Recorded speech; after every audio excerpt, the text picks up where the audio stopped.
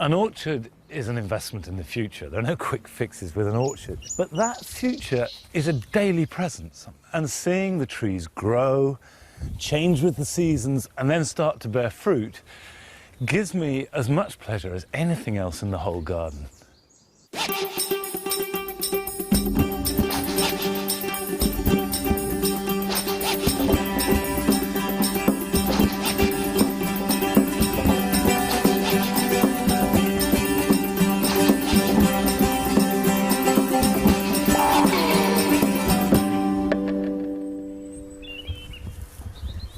Ooh, that's good.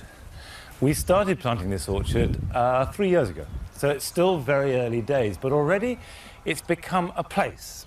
It's sort of a fruiting wood. And although everything happens relatively slowly compared to some of the other plants, it's starting to bear apples every year, so you're getting familiar which trees are tasty and which ones are good. And each tree has a different character. There are over 30 different varieties here. Some of them quite obscure and only found in this particular corner of England. And also, the thing that sustains me is I know what this is going to turn into. It'll be made up of large trees with the branches interlocking, full of blossom in spring and dark and cool in summer, and very sort of twiggy mass in winter. That won't happen probably till long after I'm dead and buried, but it doesn't matter. That future is part of my daily life, and it's exciting apart from anything else.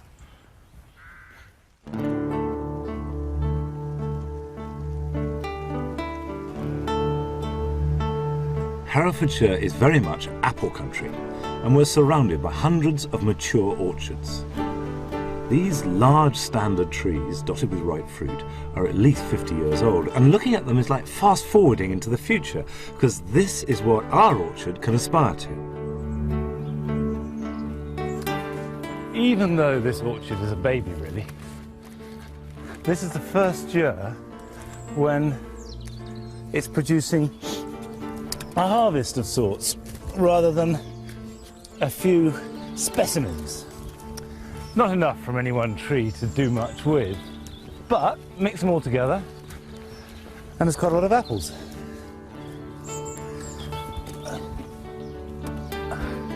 And I've been watching these ever since about June when they appeared. Almost sorry to pick them. One of the things I like about apples are their names. And in this orchard we've got some that include Kingsacre Pippin, Ribston Pippin, Rosemary Russet, Tideman's Early Worcester, Herefordshire Beefing, Peasgood Nonsuch, Tom Putt. Every variety has a distinctive flavour, aroma and texture, and half the fun of growing your own is to relish those differences. But when you're cooking, it really doesn't matter if you mix the apples up.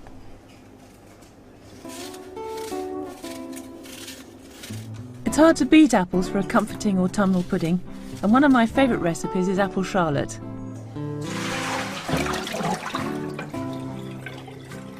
Because these are organic apples, there are bound to be some physical imperfections. I might even find the odd worm, but I don't really mind, it's the inside that counts. I've got 3 1/4 pounds of sliced apples here, a mix of both eating and cooking varieties.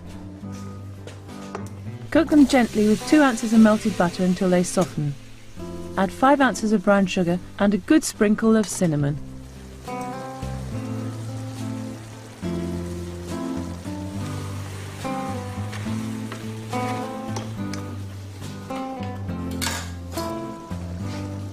Then squeeze in the juice of a lemon. Give it a good stir.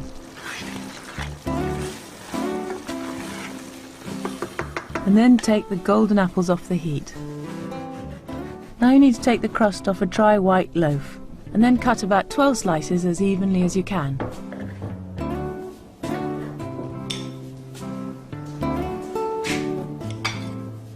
Then gently melt some butter in a pan.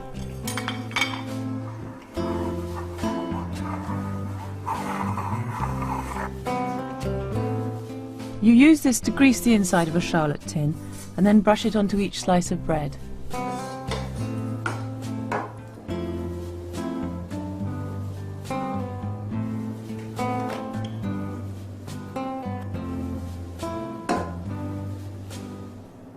Then you line the charlotte mould with well-buttered bread slices.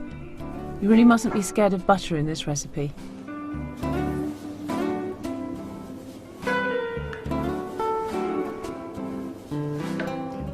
Now it's ready for the soft apple pulp, which you just spoon onto the bread. Finally, make a lid with the remaining bread slices. Though this might look like a lot of butter, it gives a really crisp outside, which is a fantastic contrast to the really pulpy soft apple in the inside.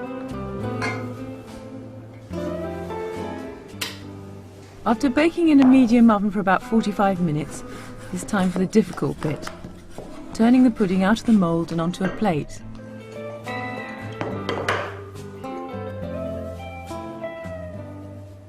It's supposed to hold its shape and not collapse, but it doesn't really matter. This is a very good reason to grow your own apples.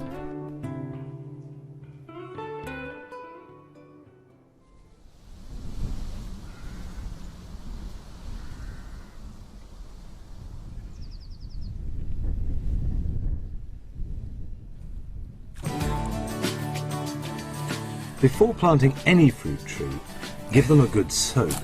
As our garden is still being made, I'm adding trees here and there all the time, and for all of them you need to dig a generous hole about 9 to 10 inches deep. It's then important to break up the subsoil at the bottom of the hole to improve drainage and make an easy root run. Add some compost and manure and mix it in lightly. Staking a young tree is vital as its roots aren't yet strong enough to withstand winds. Put the post in the ground before you plant the tree, or else you risk damaging the roots. Tie the skinny trunk securely to the stake and refill the hole, firming it down as you do so. Give it some water, whatever the time of year, and mulch it thickly with more compost, which will preserve the moisture, prevent weeds, and give it some food.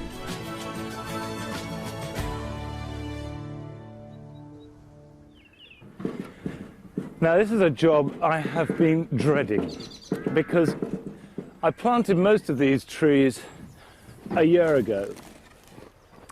And when you have a young fruit tree like this one, it must be cleared of all competitive growth in the first year or two, or even 3 or 4, to let it get a really strong start. So for the last couple of years in this orchard, I've sprayed with glyphosate, which is a weed killer. As far as I know, it doesn't do any harm to the ground at all, but it kills off the top growth. The grass dies down, and then I mulch it. The whole job takes me about an hour, and I do it once a year, dead simple. But the Soil Association, which governs such things, says you can't use glyphosate and call yourself organic. And I really want to run this place on strictly organic lines, so glyphosate is out. Which means going around each tree with this stocker, which with 50 trees is a hell of a job. And then when you've done it, you've got to stop the weeds coming back. And as far as I can see, the only practical way to do that is to put a sort of plasticky, polypropane-y type membrane that will let water through, but stop the light so the weeds can't grow and germinate.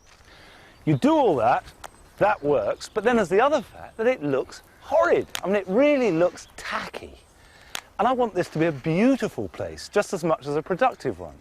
And it's this great debate between organic things that are morally right, but practically twice as much work, and pretty hideous looking when you've finished.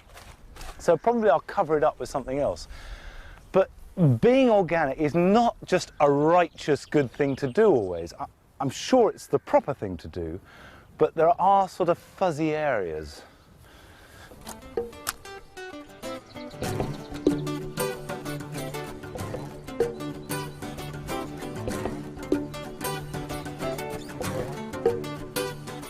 When I first planted apple trees and apples started to appear, I thought, brilliant, we're going to get apples from the first year. And sure enough, they did develop and they got full size and we're very excited about the crop. And then we had a wind and 6 trees got snapped in half because, of course, the weight of the apples, which grow full size, is far too much for these very, very spindly trees. So we have to thin them out. And it means particularly at the top, where they're going to bend it most, you go along and you just take off some of the fruit. As part of the organic management of the orchard, we let the hens have the run of the place during the day, and they scratch around eating up all the pests and bugs that would otherwise damage the fruit and the trees. The great thing about an orchard is the almost tangible tranquility of the place. And I love it now in midsummer, when you have the purple seed heads and it looks shaggy and wild and really beautiful. But to get this effect, you have to cut it in midsummer and again in autumn, and then rake it all up, which is a lot of work.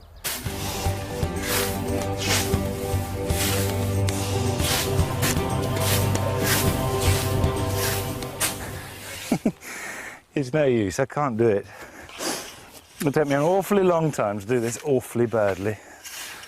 I need a tractor.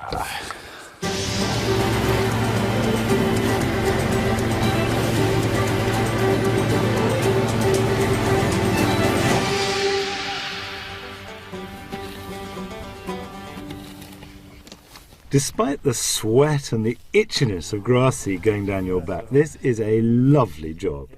And the reward?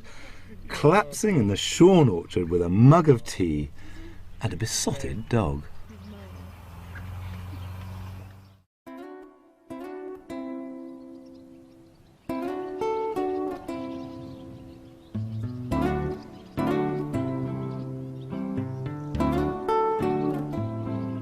In early September, damsons are the pick of the crop here in Herefordshire, where they have been grown for hundreds of years, unchanged and unmodified in any way.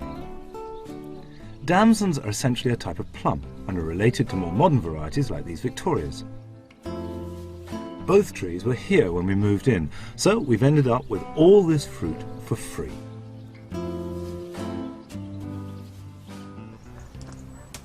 Damsons are tough and can be left to get on with the business of growing without any aid from us.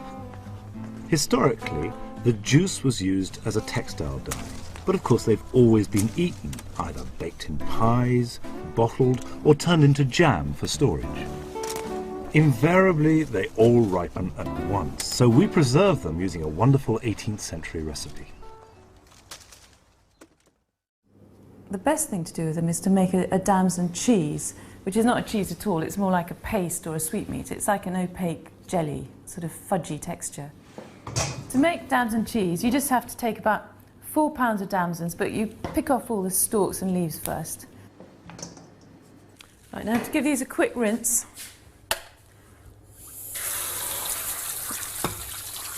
These go straight in the pan, like that. Just cover them with just over a pint of water. That's it. Now that just needs to cook until the fruit softens.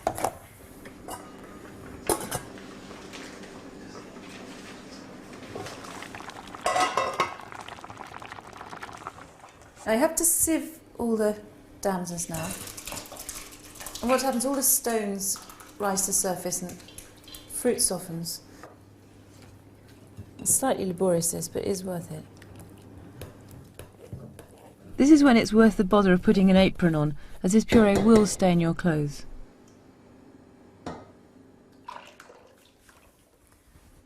Then you need to add 4 pounds of warm brown sugar to the damson pulp.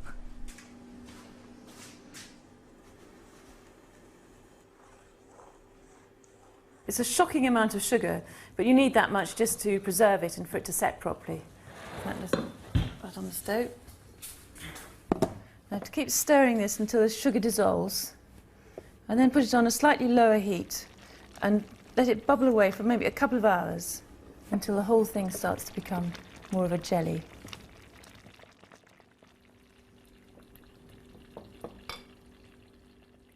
You know it's ready when if you push it with your finger, it just wrinkles after it's cooled down slightly. There, that's perfect. Jars have been warmed so they don't crack when you put hot jam in, and it also sterilises them. This intensely flavoured damson cheese is wonderful with lamb, pies or strong cheese. We also always have it with our Christmas goose. It keeps for ages and looks almost ornamental on a kitchen shelf. Unlike damsons, pears need some love and attention, and their growing year begins in the depths of winter. I've been training these pears, which are Doyen du Comice, for the last 5 years as espaliers, and that's to get them to grow in tiers, horizontally, which is very good for fruit production and also takes up very little space. And winter pruning, which you do for apple and pears alike, is both to stimulate growth, because the harder you prune, the more it will grow in response, and also to get rid of stuff you don't want. Now I'm cutting off these new growths which have grown since I pruned in summer and which won't produce any fruit. What they will do is produce a framework for fruit next year, and it's this older growth that is the fruiting material. You see these buds here? Look at that one. That's a lovely bud which will flower and then set fruit, we hope. The time one does this is in January and February, and you can do it on a really cold day. It won't hurt the plants at all, it might hurt you, because they're not yet in growth, and yet they're about to come into growth. So they are about to respond to the pruning with vigour. It's really important to have sharp secateurs, because if they're blunt, they mash the edge of the cut, and it's much slower to heal, and therefore much more prone to get any disease or infection. One of the good things about pruning in winter is you can get a really good look at the health of the tree, and this is in trouble. This pear has got canker, which is a fungal infection that gets in the bark and then kills young growth, kill the whole tree eventually. You can see that's died back, and you follow it back and you get to a nice bud. Now one way of dealing with it is to cut back to good growth. Now I would cut back to there, but if you follow it back, there are buds there, but look, there's more canker there, so I'd have to cut beyond that, which would lose me the whole of that branch. And then if I go back, it's in the tree itself, and that is bad news. And if you follow it up, it's a disaster. Now I could spray that, but I don't want to spray anything. It's an organic garden and I want to keep it simple. We improve the drainage, that will certainly help. We cut it back, but you can't cut this back without ruining the whole tree. Yet half of it seems to be unaffected. So what I think I'm going to do is see if we can get some pears off these branches this year, then dig the whole thing up in autumn, burn it, and replace it with a variety of pear that's more resistant. When the pear blossom erupts early in spring, it's food for the soul. Suddenly you feel all those fiddly jobs are worth any amount of hassle. Pure joy.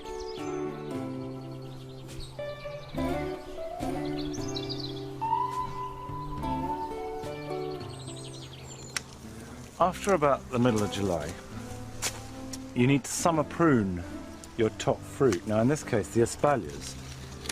That clearly means removing all the vertical growth back to about 3 or 4 leaves, and the stubs that are left behind will form the basis for next year's fruit. So it's quite an important program for your crop the year following this one, even though this year's fruit hasn't yet been harvested and isn't actually nearly ready for harvest.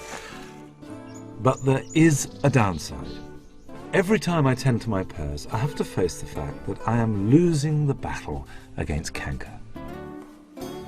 See, there's the canker back, as I knew it inevitably would be, however organic I am or however pure my practice is. The only solution really is to dig the whole lot up, all the pear trees, and burn them. But I like them, they do give some pears, and it's a big decision. And I don't think I'm going to follow my own advice. And in any case, even with canker, you can end up with a reasonable crop of pears. For my money, a ripe pear is the most delicious of all fruits. Certainly better than an apple, but it's got to be absolutely ripe. And often that state only lasts for about half a day. So you have to watch them. And they're quite a bother to grow. They tend to fall off the tree before they're ripe. They can get attacked by wasps, so you have to watch them every day. Feel how they're doing, to see how soft they are, because before they're ripe, they're bullet hard. And also give the stem a slight twist, and if it's ripe, it'll come away in your hand. And then you must cancel everything to enjoy them. because when it comes to pleasure, there's not much else that can do it as well as a pear.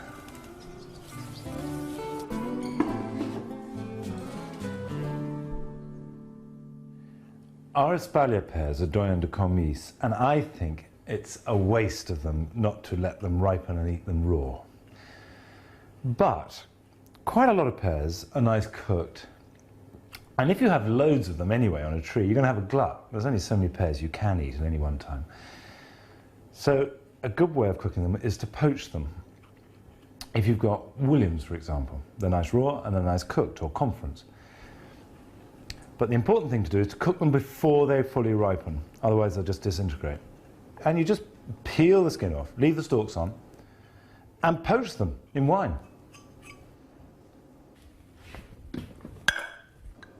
You need a saucepan big enough so the pears fit in it on their side, but don't swim around.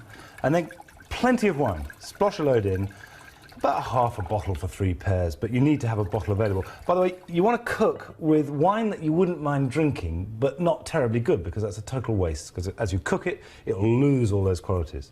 Stick of cinnamon, star of anise, 2 will do, more if you've got more pears, and some honey, organic honey. And for 3 pears, I'm going to put in 2 tablespoonfuls.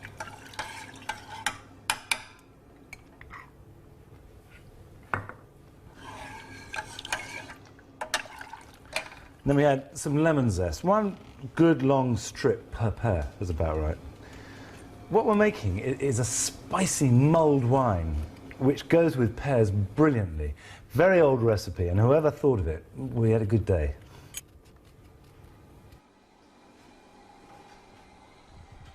Pop your pears in, turn them over. They want to be able to be submerged, so add a bit of wine, even though they're bound to bob to the surface. And then leave those to simmer for about 20 minutes or until they're ready, and you'll feel that. Just push a fork or a knife in and they'll be really tender. And turn them every 5 minutes or so that they evenly absorb the wine. They turn this amazing colour.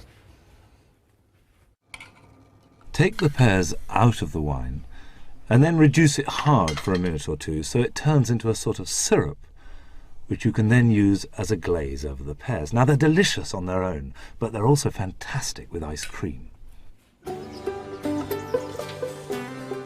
Luckily for us, a dairy up the road has just got the organic seal of approval from the Soil Association, the leading organic authority.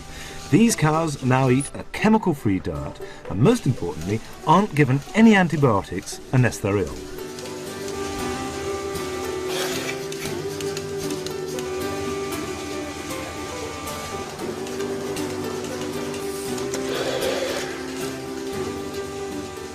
The organic ice cream made here is a little pricier than chemical ice cream, but I know which I would always choose. And there you have it, pears from the garden and ice cream from a local farm. And that is what this series has been all about. Fork to Fork is a celebration of good food, with recipes based on fresh ingredients from the garden, prepared as simply as possible in order to relish their true flavours. We try to capture the spirit of each season by eating herbs, fruit and vegetables when they're at their best, making that essential connection between the garden and the kitchen.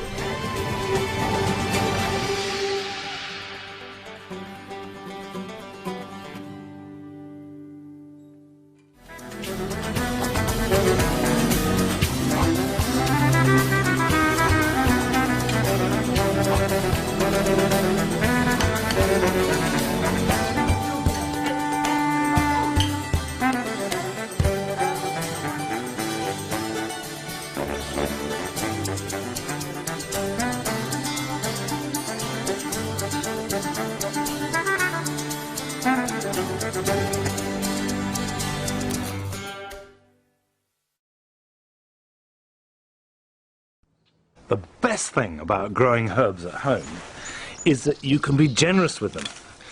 Use them with abundance, and that's so much better than just using a pinch of this or a sprig of that.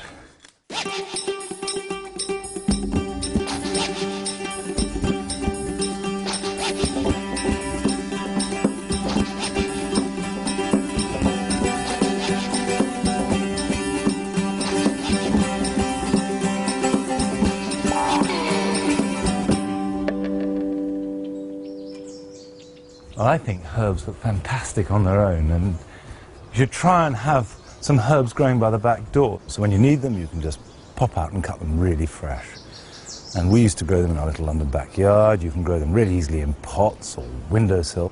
But actually here, in this house, they would have had a herb garden since medieval times, not just for the kitchen, but for the medicines and also stewing herbs. They would have put them on the floor to keep the air smelling sweet.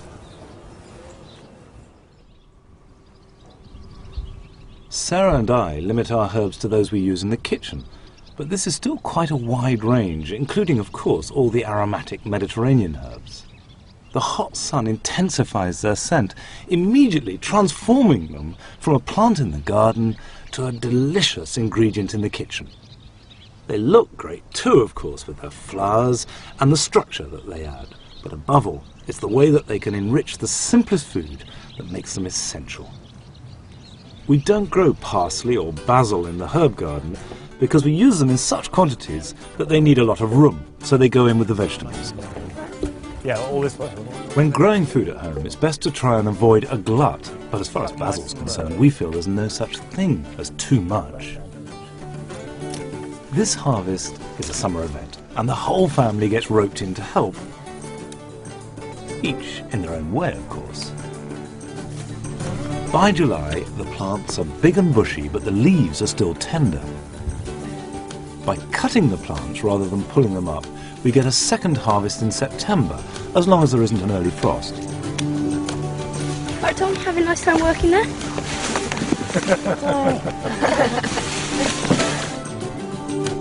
Once cut, the basil must be quickly processed before it loses its intense flavour, so we immediately transform the leaves into our favourite pesto sauce. Oh, look, fantastic. The basil story.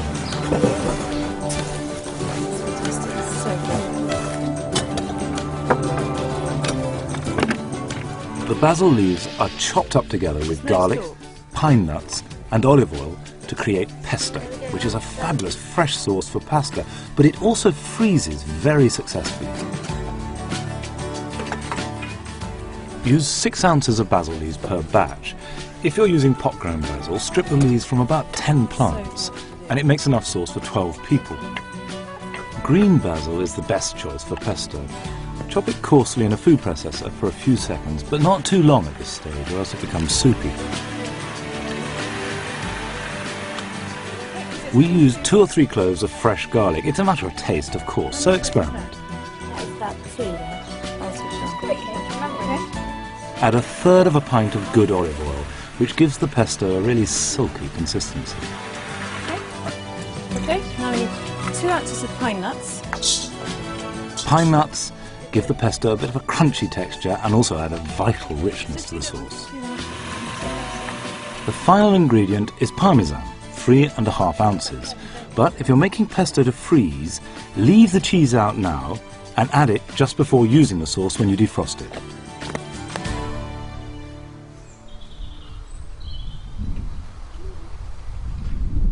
We try to make our frozen supplies last until spring, when it's time to start growing basil all over again. Growing basil is as easy as making pesto. You need some organic potting compost, to which you add the same volume of perlite, and this creates a loose, free-draining medium in which most herbs thrive.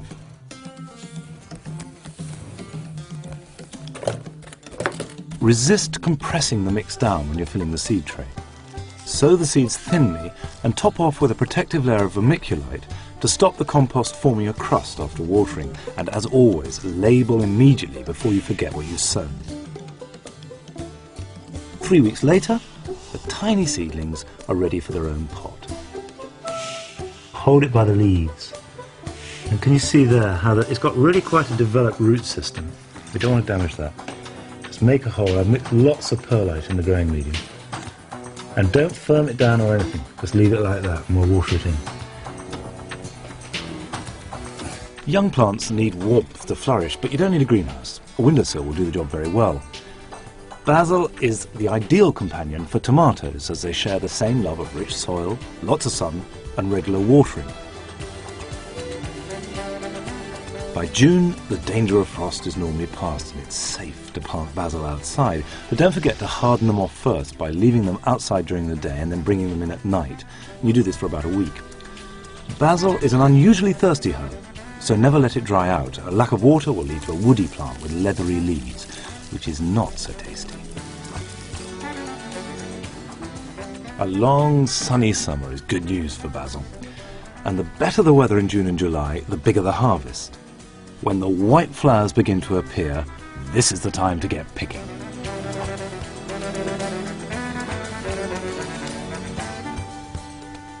I'm always impatient to taste the first basil of the year, so after adding the parmesan, it's time to eat the fresh pesto. There is nothing like your own fresh basil for that pungent, deeply aromatic flavour. I got some flowers for you. Oh, those are fantastic. Some flowers, Flora. Perfect match for you. Can I have some supper? Pesto is one of the fixed seasonal landmarks in our home life, and the scent alone makes me think of those few precious meals eaten in the garden in the high days of summer. He comes out. And actually, you don't need a garden even. A few pots grown on a windowsill will give you the raw materials to experience absolutely fresh pesto. So anyone can do it. We grow a variety of herbs so that we can pick at least something fresh year-round. By mid-spring, the herbs are growing fast and make a superb filling for an omelette made with newly laid eggs from our hens. It's the simplest fast food there is.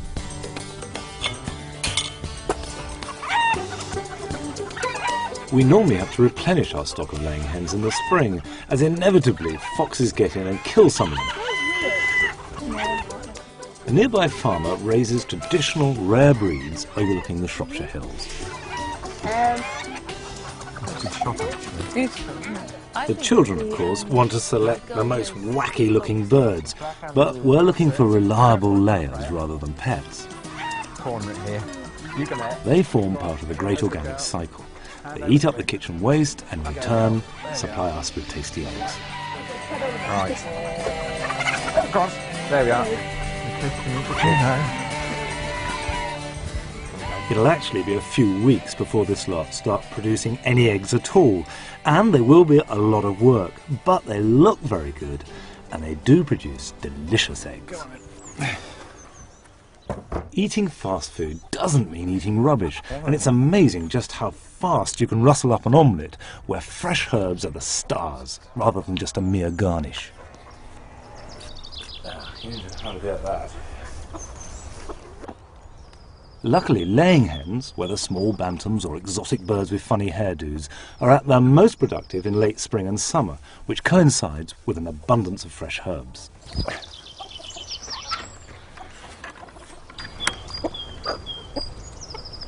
Conrad. The secret with fresh herbs is to cut them at the last possible moment before use, and it's fun just to pick and mix, choosing the herbs which look lush and irresistible. I've got you a few herbs. Oh, well done. What have you got? Parsley, chives, some oregano and some fantastic thyme. Okay, you get ready, because this is not going to take long. How many eggs do you want? Can I have one big one and 2 little bantam eggs? And I'll just set the table. Okay, I haven't got that many bantam eggs. Whoa, there we go. Lovely. Right, just mix those very lightly, not too much. Salt, sea salt. A good pinch, but Sarah doesn't like it too salty. A bit of freshly ground pepper. In fact, lots of freshly ground pepper. Now the herbs. It's just something you cannot buy. A herbs picked literally minutes ago. I like these herbs very crudely chopped. It doesn't want to be all lots of little neat bits. It should be almost like a salad. A splash of oil. That's everything. Oh, wine. Can use butter, but oil is easier in many ways because it doesn't burn. And that wants to be really hot, smoking hot. And there wants to be momentum about all this because it's got to be eaten fresh. So the table wants to be laid, everything wants to be ready. We've got the egg ready to go in. It's hot, we want to hear it sizzle. Don't put the herbs in until The egg is starting to set. Now the herbs. Big, good handful of herbs. Be generous with it. And it doesn't matter what herbs you use, as long as they're fresh and leafy. So it tends to be parsley, chives, marjoram, whatever. That is the business. Done. It's going to break up a bit. That's fantastic. There we are. Whoosh.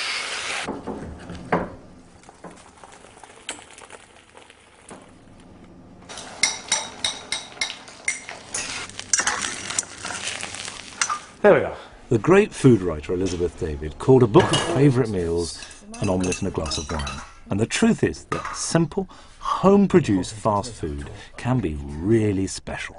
But it must be eaten immediately out the pan.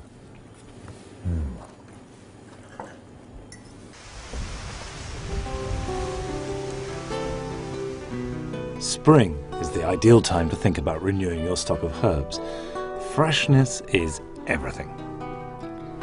Herbs are an essential part of almost every meal we eat, but as well as their obvious practical uses, they're very beautiful plants.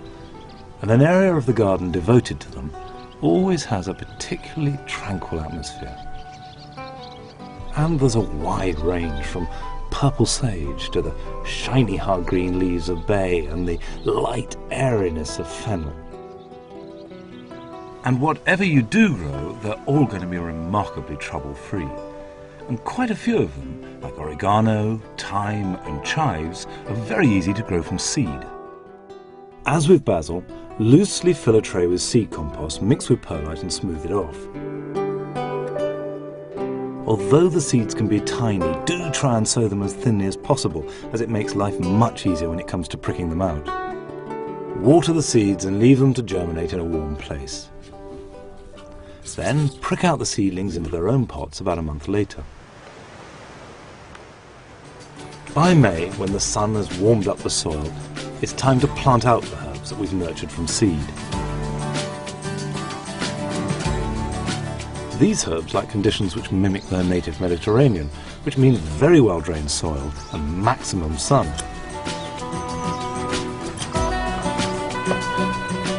Thyme is slow to mature, so you might want to buy established plants whilst waiting for your homegrown ones to grow.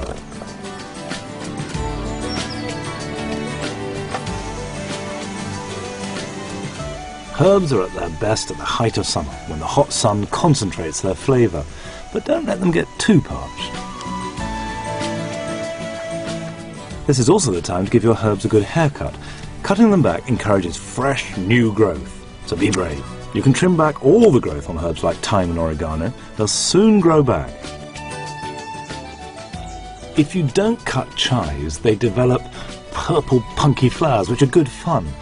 But that way you lose their subtle garlicky flavour. And so, if you cut them back regularly, you get good fresh growth. Growing from seeds is the cheap and easy way to fill your kitchen with fresh herbs. But another way of getting extra chives for free is by dividing the plants. Chives are definitely the easiest herb to grow. And they get really big. And the roots are matted and fibrous. So if you just get a spade or a knife and chop them up, whatever size you want, not only do you get more plants, but also it rejuvenates them and they grow better. So if you're making a little hedge, as I am here with them, we just space them out, plant them, and that's all there is to it. Gardening, like cooking, is made all the easier when you have the right utensils, and I have to confess an obsession with good gardening tools. I really love garden tools, and I've been collecting them over the years, and now I've got masses and a whole load of forks. I love forks because I love the way the handles and the prongs, and although I've got lots, actually most of them have a different function, just minute differences, and you know, you may only use one of them occasionally, but it's nice having the right tool. And they're all in order, so you've got forks there, you come around to spades, and of all the spades, I only ever use one, which is this one. It was made at the Wigan factory. I saw it being made, and the handle put on, and it's perfect balance. It's my spade, and it's moulded to me, and I'd be really sad if ever that had to go. I've got about 5 slashers, and I've put handles on them recently, And they're beautiful tools. Probably use that about once or twice a year. So if you've got 5, that's enough for 10 years. Over here we have the rakes. And this one is the one I always use. And it's a real knobbly old job. Probably not very good, but it feels good whenever I have it. Whenever I have it, I want to rake. And there's a dragging one for breaking down and a landscaping one. And I'm always on the lookout for tools for special jobs. Loads of old hose. Hose come really cheap. You can get those at sales. But I always end up using 2. This one, which is held on by a rusty old nail, and an old broomstick handle, but great for getting in amongst plants. And that, which I keep really sharp and use all the time. And the whole point about these tools is that as I've collected them over years and rehandled them, I know them. I know them all really intimately. And they give me fantastic pleasure beyond the use that they have. In the past, there's been a misconception that being organic is a branch of vegetarianism, but we are very definitely meat eaters. In the field opposite, a farmer raises a few lambs for us each year. They aren't certified organic, but they're very well cared for, and we've watched them grow from birth. And frankly, it's hard to beat grilled leg of lamb marinated with fresh garlic and a great big bunch of rosemary and masses of thyme. Now, how about that for garlic?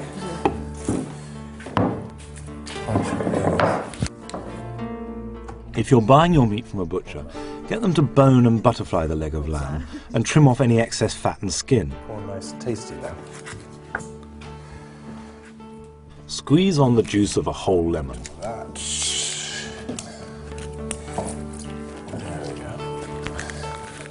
I never know if flowers change the taste of thyme. And then be generous with the fresh thyme and rosemary. The tender young meat absorbs all these flavours really well. Now what? Lemon juice, Done that? oil. Then pour on about 4 tablespoons of olive oil and season with salt and pepper. Can I borrow your knife? Finally, we cover the lamb with 4 plump cloves of fresh garlic.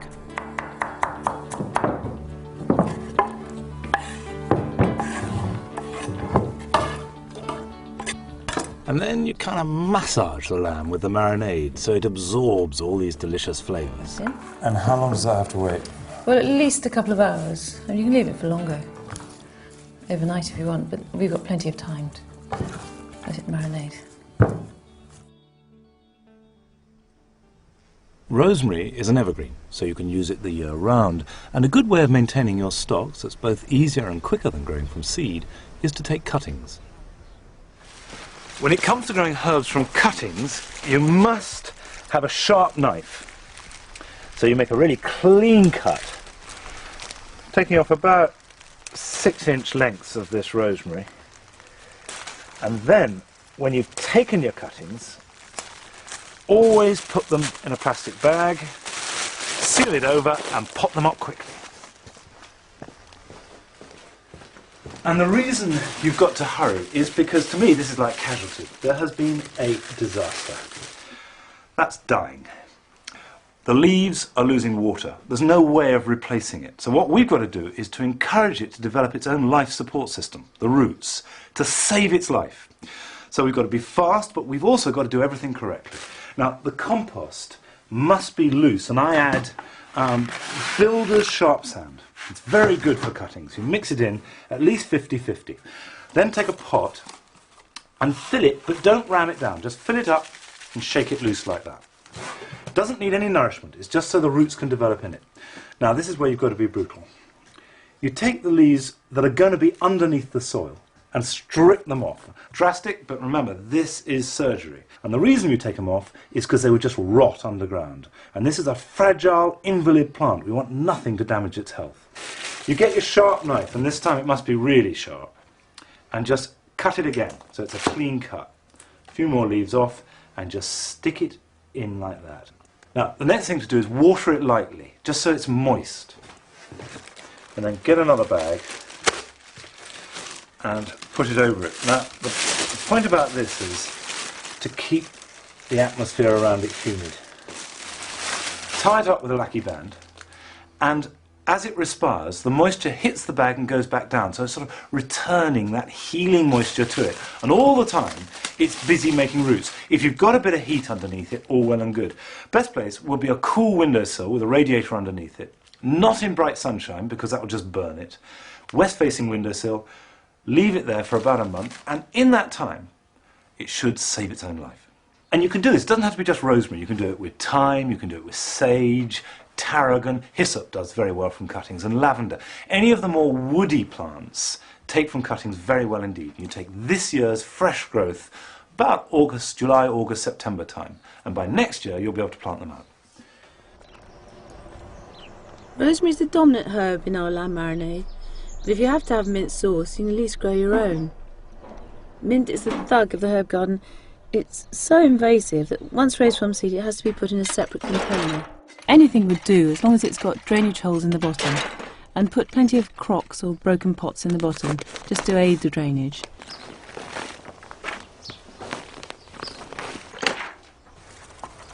Just make a hole for each plant, and then once you've planted them, firm them in. You don't need very many in the pot because they spread so quickly. Okay, this is the last one because mint's very prolific and will soon fill up this container. After a few weeks, mint can look a bit straggly and tired, so the best thing to do is cut it back quite hard and then give it a good feed with a seaweed fertiliser, which is very rich in nutrients.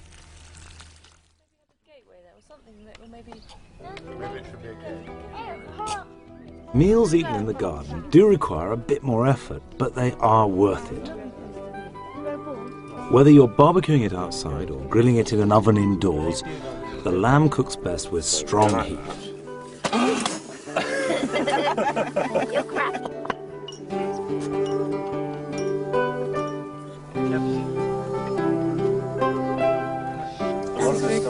Sear the lamb on both sides to seal in the juices, and then cook for about 50 minutes per side, depending on the size of the joint and how rare you like it. Won't it be overcooked on the outside and pink in the middle? Well, it'd be very... Quick, put the plate nearer, that's it. That's it, well done. The pungent smell of burning rosemary fills the air, and there's something almost purifying about it. Herbs work a subtle but unique magic, enhancing other ingredients to something greater than the sum of their parts. They transform ordinary, everyday food into something very special.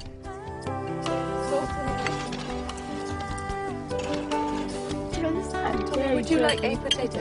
I'm a turkey. It's so fantastic. You know what we should do? It's worth it. No, the other one. It's not open. Well, I'll That isn't something. It's easy.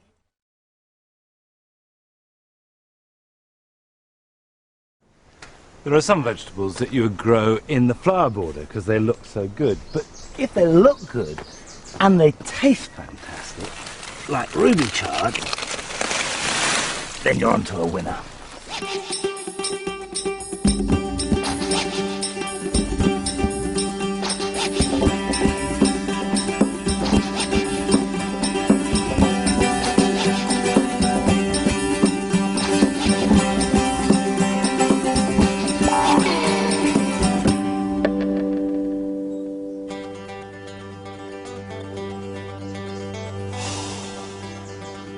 Growing vegetables yourself means getting to know the personality, beauty and true taste of crops which can easily be taken for granted. Technicolor chard is the dazzler of the winter vegetable garden, but can very quickly become a good meal. Artichokes hold their own with most flowers and always feel like a treat on the plate. And even salad leaves reveal hidden charms when you grow them yourself. A lot of people think of salad as something you have in the summer, but it's possible to grow a salad and eat it every single day of the year, and easy to extend the salad season well into autumn. Autumn salad is likely to be bitter because it's going to be based on chicory, which is all bitter to a greater or lesser extent. So you can savour leaves like bitter curly endive, peppery rocket, spicy mitsuna, and rich red Treviso. The perfect quick lunch is just moments away. Bread, cheese, and a salad combining all the different personalities of each leaf. Make a nice big bowl so it looks generous, and if you're growing it yourself, you can afford to do this. That's one of the great things about having a good supply in the garden. And then dress it on the plate. Good olive oil, goes without saying. And with an autumn salad, because it's bitter, use balsamic vinegar, which is fundamentally sweet. It makes all the difference in the world.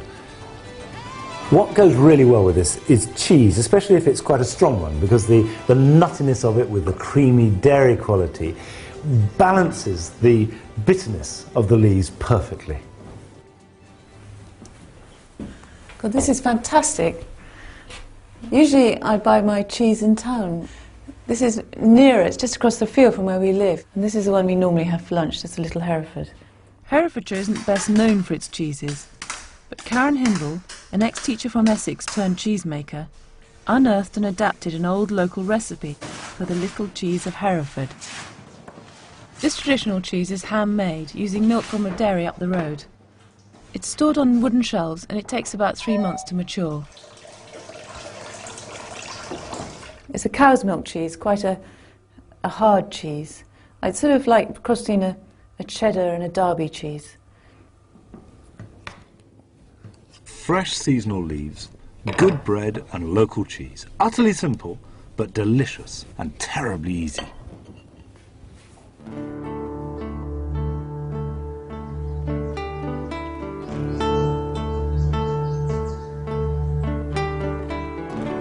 When the broad beans are past it by mid-August, our autumn salad crops inherit the ground. Fine, now take this vertically. Most salad leaves thrive in similar conditions, which is rich, moisture-retentive soil in a bit of light shade. I dig the ground over and then add some extra compost before lightly rotovating it, which refreshes the soil. Give it a quick rake over so you've got a nice smooth tilth, before sowing the fiddly little seeds as thinly as possible into shallow drills.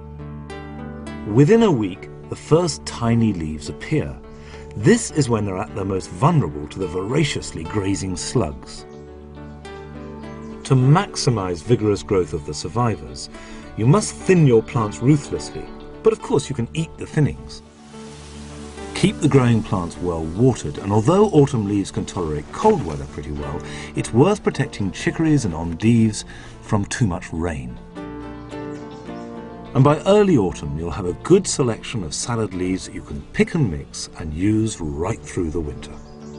This is how salads should be, bursting with freshness, colour, and of course intense flavours.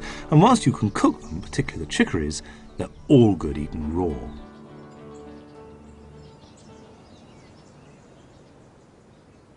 We also grow leaf vegetables for winter that have to be eaten cooked, like Cavolo Nero and the dramatically flamboyant chard. Now, both look great in the garden as they are, but within minutes the leaves can be transformed into a tasty winter meal.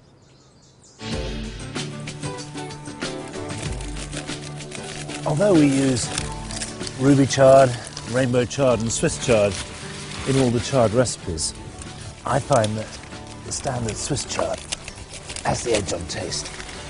Look at that stuff. It's so beautiful. You couldn't make it up, could you? Chard is one of our favourite winter vegetables, but it is improved with strong seasoning like chilli or fresh garlic. I'm making chard on toasted homemade bread. It's incredibly quick and easy. It absolutely erupts with colour and is full of flavour. First you have to strip the leaves from the stems, and I'm using about 2 heads of chard, mixing up the different varieties.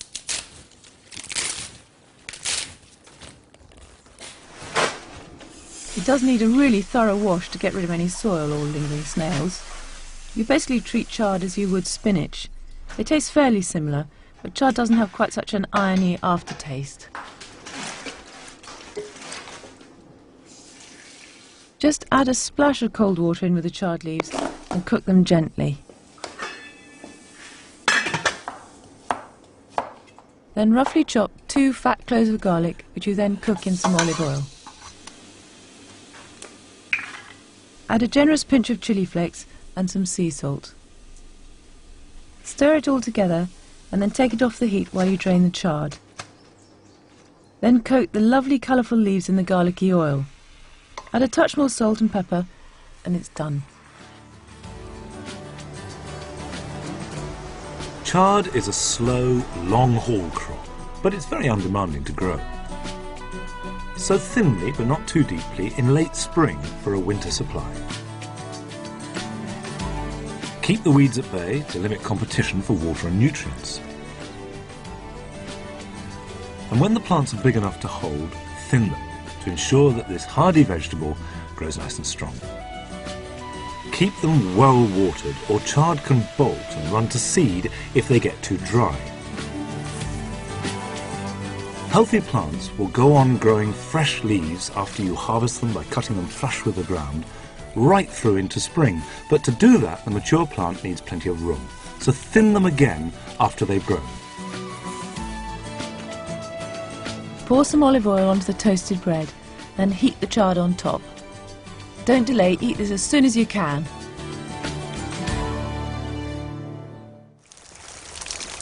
On a rainy day, I love the whole ritual of making bread. Bread isn't difficult to make at all, although it is a bit of a palaver, but once you've made it, you'll never feel the same about a loaf again. Start the bread making process with starter dough, which means more work, but it does make the bread much, much nicer, makes it tastier, chewier, and lasts a lot longer. To make starter dough, you dissolve a teaspoonful of dried yeast in a cup of warm water. Then you let that settle for 10 minutes before adding another cup of tepid water. Then add 4 cups of unbleached strong white flour and stir it for about 10 minutes. Finally knead it until the dough is springy. Leave it overnight to double in size. Starter dough is worth the effort. It gives the bread a chewier texture and better flavour.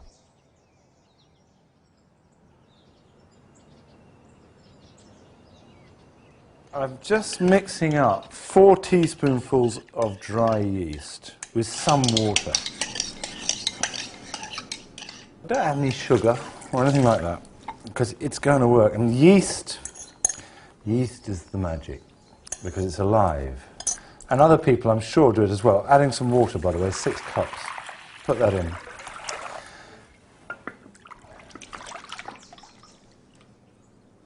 This is the starter dough, 400 grams of starter dough, which is so sticky. What I'm doing is I'm just letting the water absorb the starter dough. It's really all liquid now with a few lumps in. Lumps don't matter at all because they'll break down, and I can take a handful and just rub it off my hands. And then when that's ready, you add the flour. Now I've got 2 kilos of this flour. It's white, not wholemeal. Could be better for you, I'm sure, but it's organic, it's unbleached. And the reason why we have white flour is because that's what we like. Now, at this stage, you mustn't forget to add salt. Now, I never quite know how much salt to add. A couple of tablespoonfuls will do. I don't like it with too little, because it affects the taste, and too much is bad for it. It stops the action of the yeast. Just add some more flour. Not all of it at once, otherwise it'd be harder to mix in. Okay, let's put the rest in there. This is getting quite sticky. It's not like the starter dough, which is much firmer when you first make it and becomes more sticky. This is sticky the whole way through, and if it's dry enough to handle easily, then it's too dry.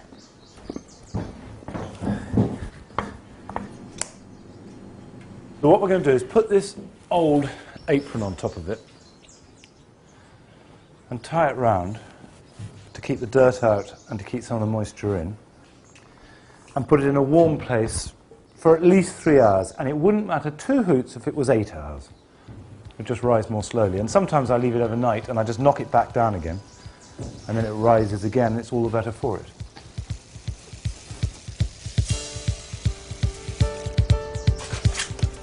Our bread oven is a bit of a performance, and the truth is any hot oven does the job. While it heats up, which takes a couple of hours, I start the next messy process of making the bread. Put lots of flour on the table because the dough is very sticky. Don't be alarmed by this, it's that gives it its particular chewy texture. Divide it up into about 3 pieces, and then flatten each piece with your hands and roll it up towards you. Turn it round and roll it again. And then just shape them into balls and it's ready. And then a sprinkle of flour over each loaf, cover them and leave them to rise for at least another hour. They should take about 45 minutes to cook. However often one does this, you don't quite know if it's going to work, because the fire is variable, even if the bread is okay. Oh yeah. Well, I reckon that worked.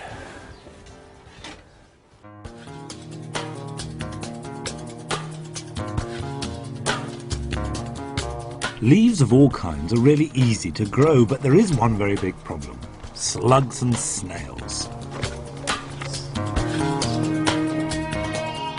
It's a pretty depressing sight, seeing the true scale of the invasion. There must be tens of thousands of them. And the harsh reality is I'm never going to get rid of them. I'm sure that even poisonous slug pellets, which are anyway out of the question for organic gardeners, would fail to beat this lot. I'll never stop hating them, so my only option is to learn to live with them. And I do what I can to limit them without resorting to chemicals. The way to get slugs where it really hurts is from the inside, and there's a nematode, which is a microscopic little worm that will do that job for you. It's called Phasmahabdis hermaphrodita, and you buy it in little packets like this and put it in the fridge and resist the temptation to eat it because it looks just like pate. And there are 12 million of them in here, and there must be 12 million because it says so, and who am I to guess? Somebody must have counted them. And they burrow into the slug, kill them, make them go away and die, and then, which is a very nice little touch, they lay their eggs in them so that they can hatch out and do it all over again. It lasts for 12 weeks. And it's in a sort of clay base, and what you have to do is put it in a bucket, like that, and you add a litre of water. And it says, rinse the container out. And these things are all living. So we release them from their clay bond. All these 12 million things are zooming around in there. And then this is all a bit recipe-like and a fiddle, but it is worth it. Then you add 7 litres of water, and that makes the concentrate. Mix it up.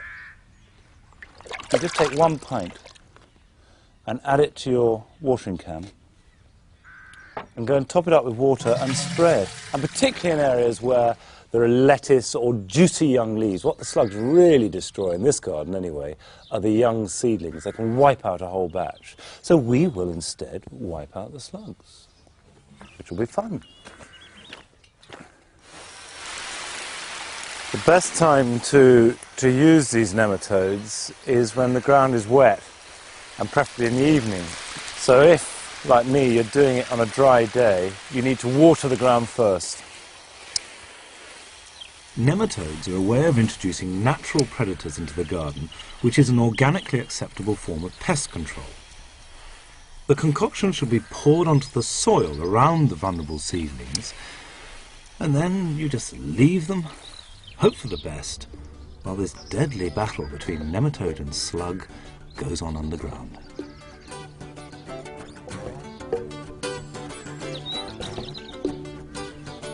Slugs will even target artichokes given half a chance, which at least shows they've got good taste.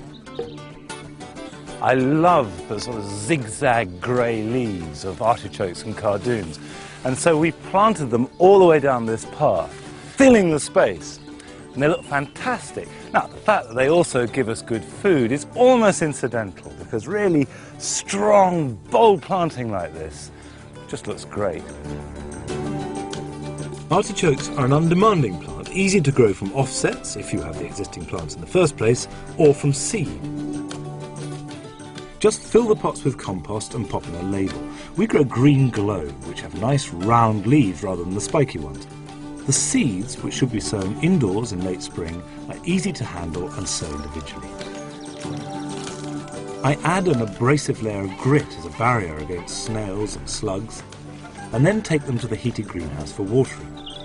And cocooned in the warmth, the artichoke seed should germinate in about 10 days. Now, you can see that this pot here has got 3 artichokes growing, one of which has been eaten a bit by a slug or something. 2 of them have got leaves developing with the spikes on the edge, but one of them hasn't yet. You see, those are not true leaves, and it's not ready for pricking out, and I don't really want to disturb that pot. This one's a good one, and we can see that the leaves with the spikes on the edge, they're ready. There'll be quite a decent root system in there. Now, all I do is just tip them out. I put the grit on there to keep the slugs away. There, look at all those roots at the bottom of the pot.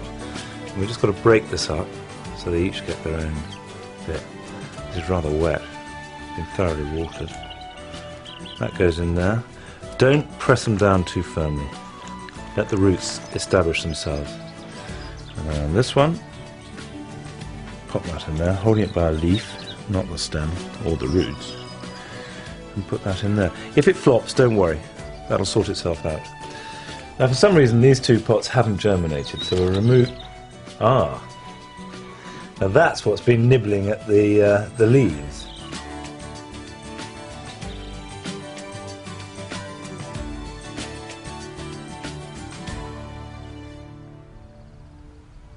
In my experience, artichoke seedlings go through a real sickly phase, even as if they're dying. Well, that isn't the case. They just sort of rest for a bit.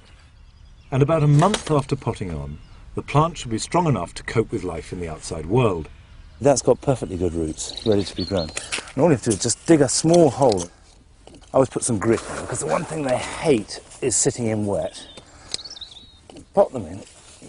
Let's put the soil around it, give it some liquid seaweed feed, and in about a month those start to grow really vigorously. And next year they'll start producing artichokes in earnest.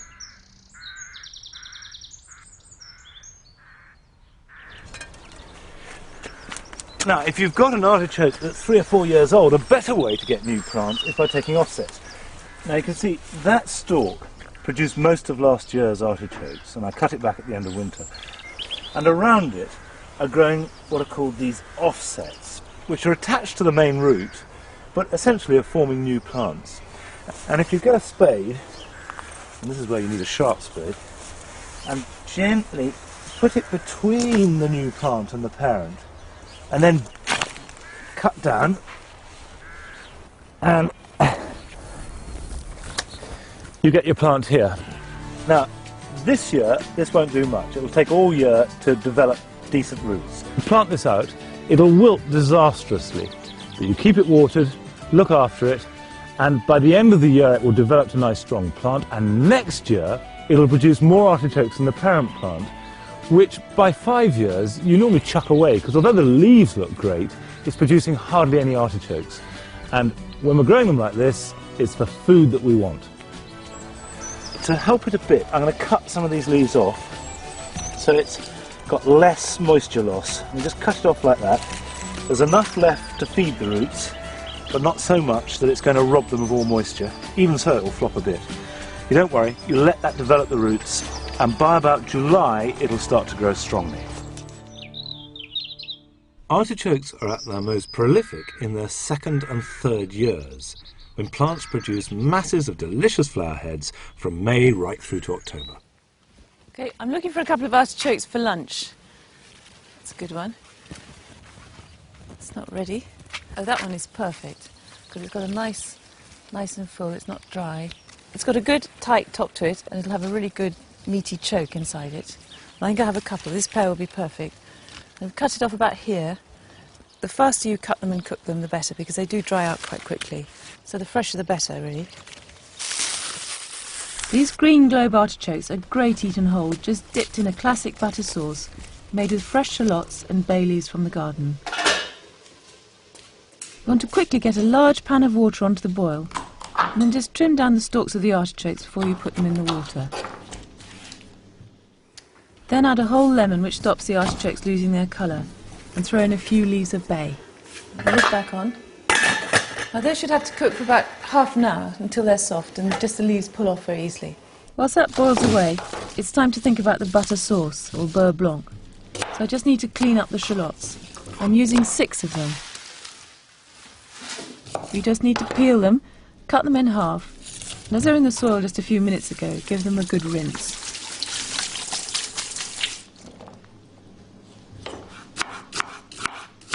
Chop up the shallots and try not to cry.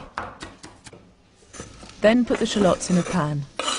And to make this beurre blanc sauce, I need 3 tablespoons of dry wine, white wine, and then another 3 tablespoons of white wine vinegar. Right, now I've got time to cut up a quarter pound of butter into small pieces, which I'll then add one at a time to the reducing stock. Just beat it in slowly so the sauce thickens up. It'll be very rich, but it'll be really good. If you put it all in at once, it would become a sort of oily, melted, buttery mess. Actually, I really like making this sauce because normally I'm rushing around and tripping over everything and trying to do everything as quickly as possible. And it's quite soothing just to stand at the cooker and do something carefully for a few minutes. Season and squeeze in some lemon juice, and then keep whisking the sauce over a low heat until it's nice and creamy. Then drain the artichokes and get eating as soon as you possibly can. On a summery afternoon, I adore the slow ritual of eating artichokes. Just stripping off leaves, dipping them in a thick buttery sauce, and getting to the tiny pad of soft flesh. This feels like real indulgence, a very special treat.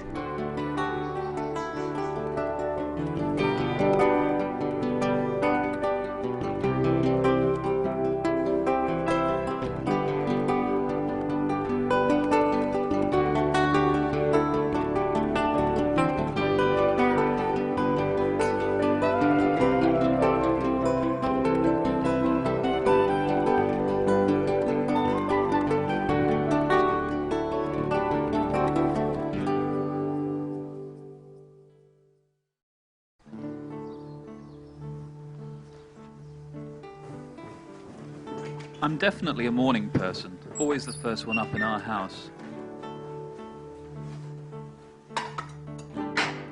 I can't wait to get outside into the garden. Being in the open air feels like liberation. I feel like a child let out of school, rain or shine. I get a sense of what the weather has in store, taking in the quality of the light and the mood of the sky. Accepting what nature throws at you is part of the whole organic thing.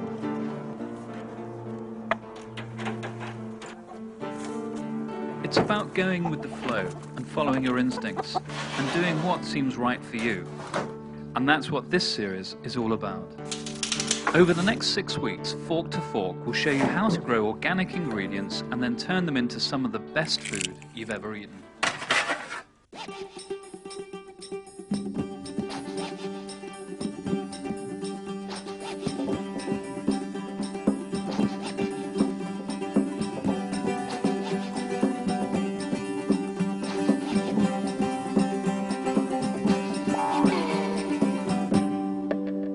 The garden you see today was created by Sarah and I in the early 1980s, but the upkeep has always been a family affair, with plenty of moaning from all of us at one time or another.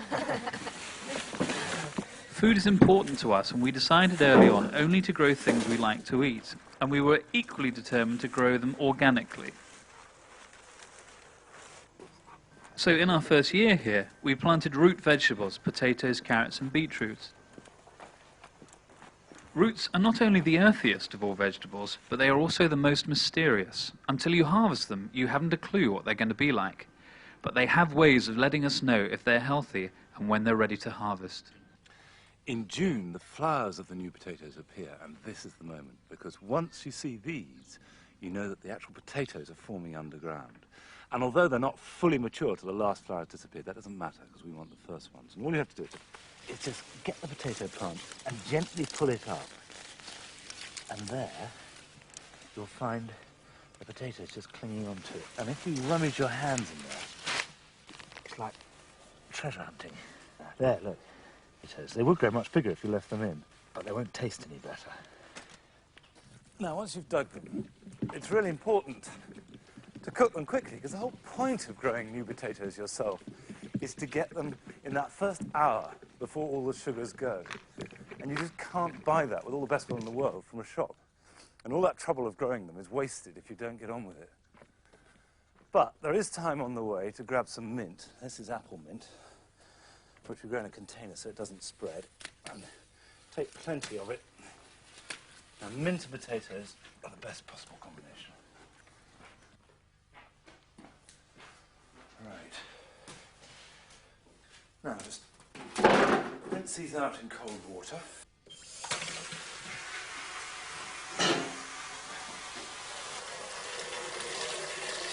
Cook them in cold water, not hot. And just whiz these around.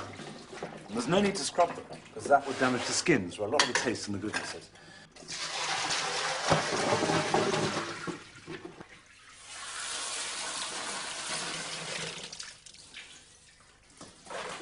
Tip them in, put them on the stove. And leave those for about 20 minutes. And the mint we'll use after they've boiled.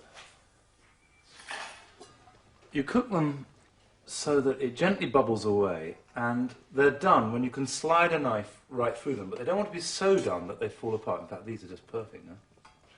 So, take those off. Put them back in the same dish that they were cooked in. And then you can use butter, but I think olive oil is nicer. Not a huge amount, just a little.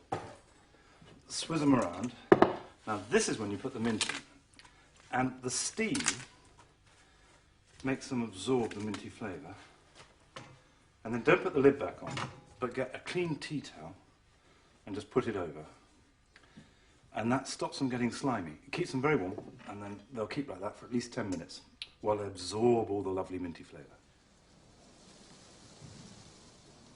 The process of growing delicious organic new potatoes begins in winter, and strangely enough, in our living room. First, you need to chit your seed potatoes, which means leaving them to sprout before planting. This will speed up the growing process.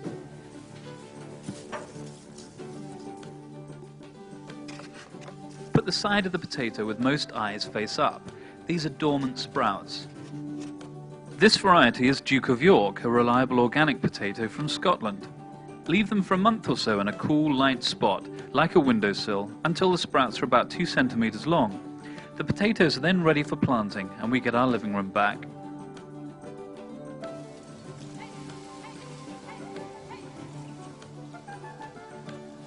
Potatoes are a tough crop and aren't fussy about soil type, but they do like a healthy growing environment. So add organic matter like mushroom compost to well-dug earth to get results. Before March ends, plant your seed potatoes about 6 inches into the soil with the sprouts facing up. Leaving a foot or so between each one gives them the space they need to expand underground.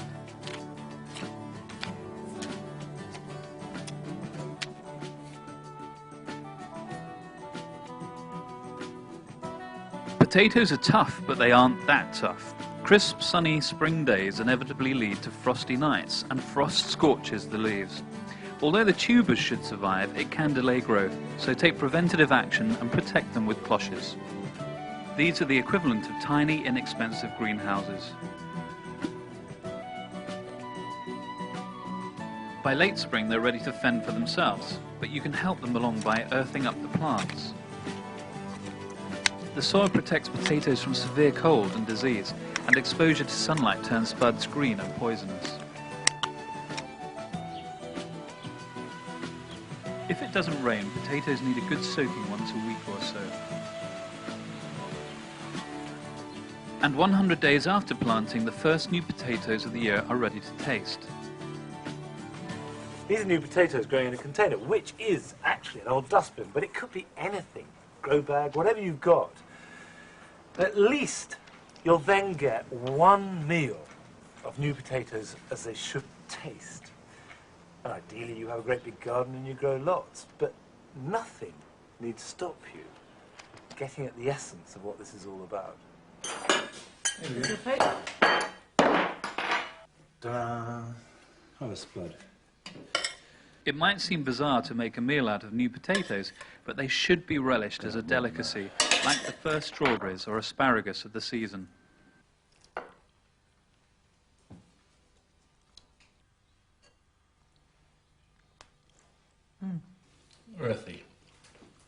So good. It's funny, potatoes are not sexy food. But they're really nice.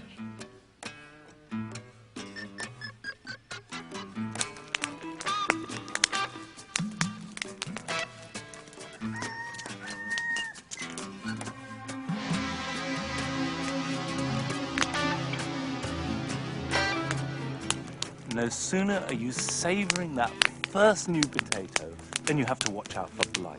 And if blight strikes, it's a disaster. It seems to be endemic in this area, and it happens most years. Nevertheless, it's a catastrophe, and the leaves all rot and drop down dead, and if you're not careful, you can lose your entire potato crop. But I wouldn't let it get any worse than this. Once you've got these dots, to me it's like gangrene. You've got to take radical action. You simply can't reclaim the situation. But the potatoes should be okay because the blight is borne by rain. And because it's been so dry, the thing to do is just pull them all up. Oh, it's starting to rot already. And burn them.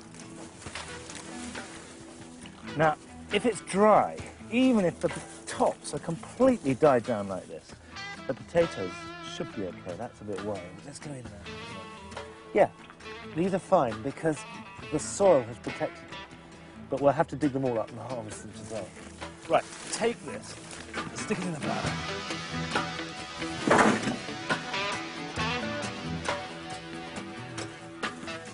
The potatoes that do survive should be kept in a cool, dark place in a hessian or paper sack and not in plastic or they'll rot. Because they're rotten, I don't really want to burn. They make quite a wet fire, which is why you need lots of heat. They must be burned, or else the spores will spread. Most potato growers use a chemical fungicide to stop blight, but that's just not an organic option.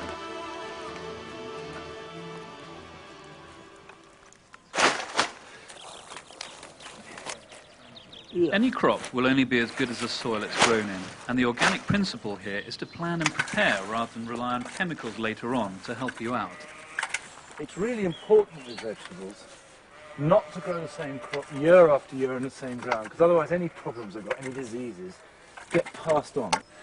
The thing about crop rotation is not to be obsessed by it, but just have a basic rule of not following cabbages with cabbages or peas with peas. If you follow cabbages with a root crop and then a root crop with a legume crop, like peas and beans, you won't go wrong.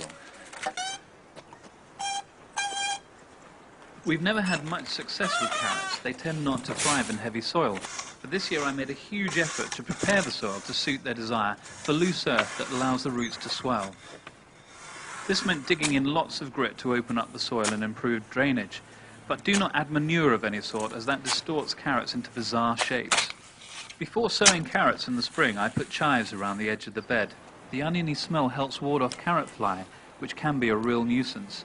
This is a case of prevention being better than cure, a really important part of the organic approach.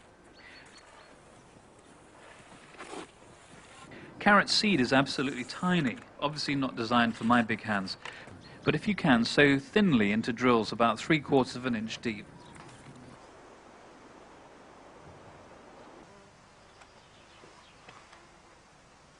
About a month after sowing, it's time to thin carrots. And you thin them for two reasons. One, because there'll be too much competition. I mean, they're as bad as weeds if you have a whole mass in one place. And also so that the water and the nutrients available are shared evenly as you want them, which is just like weeding. That's why you take weeds out, so that they won't take nutrients away from the plants that you want to keep. And we thin twice. The first one is when they're tiny like this, until they're about a finger's width apart. And then about a month later, we take each alternate carrot out to eat them raw, lovely baby carrots, and let the others grow to maturity.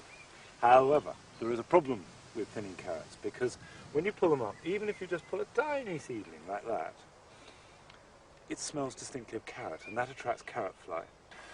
And they burrow in and eat the carrots, which is bad news. There are ways of avoiding that by putting chives around the outside, which confuse it with its scent, and you can put a barrier. An effective way is to put fleece over the whole thing, but personally, I just think that looks horrible. I'd rather have carrot fly than fleece. So you try and do it at night, because they don't operate at night, and do it quickly, and make sure the thinnings are put on the compost heap quickly.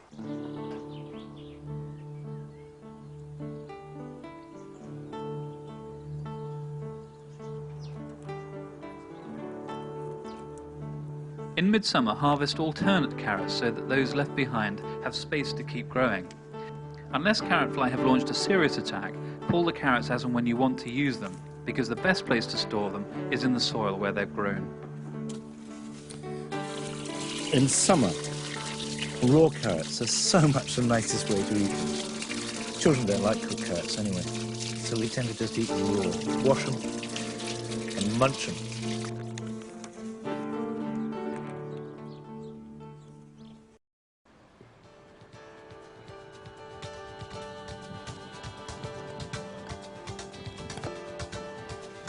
Gardening organically is also about creating a whole environment, and I want the satisfaction of feeling a connection with the raw materials that form part of my garden world.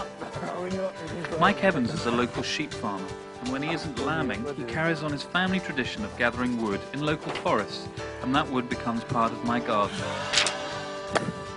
This is going really firmly, because they're going to take all the pressure of the wood.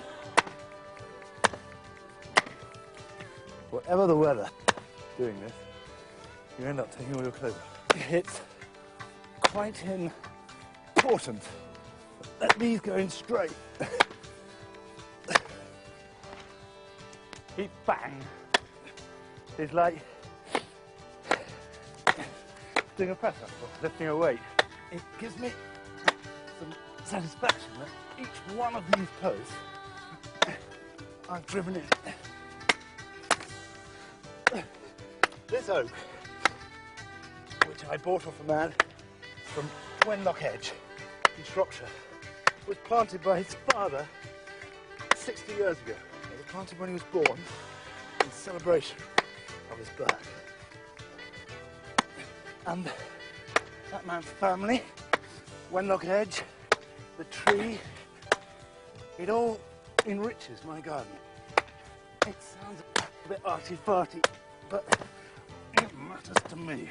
And that is the last one of those for about 5 years, which is just as well. Now, fella, you're going to have to move. That's a good pole. Finally, I weave hazel rods around the posts to create a Tudor-style hurdle fence, which I think looks lovely.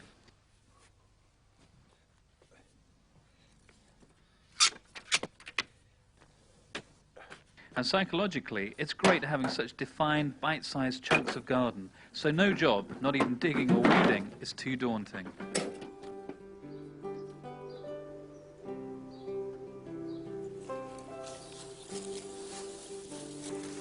We grow lots of beetroot because one of the rare vegetables that everybody likes.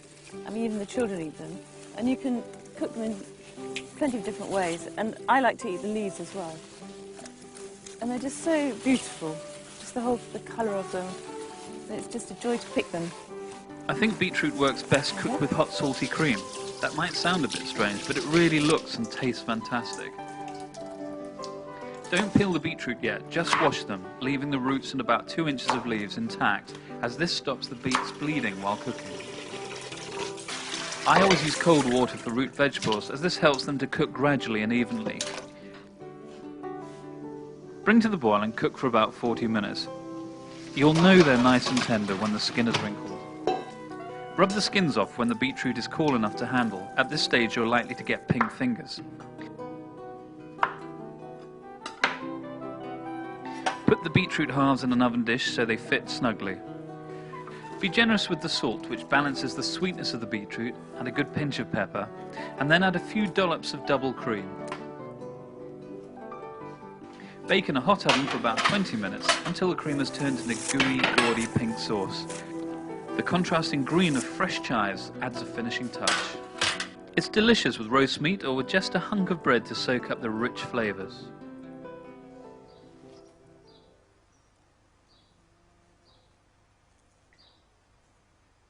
The summer is also the time to start growing winter supplies of this incredibly undemanding root veg. I love large corky beetroot seeds. They're easy to sow one by one, spacing them about every 2 inches. Now, thinning isn't the most exciting job, but it is important. Beetroot, like all root vegetables, need room to expand. If we get a really dry summer, root vegetables can split, so just water weekly to avoid problems and to encourage the beetroots to swell, and that's really all there is to it.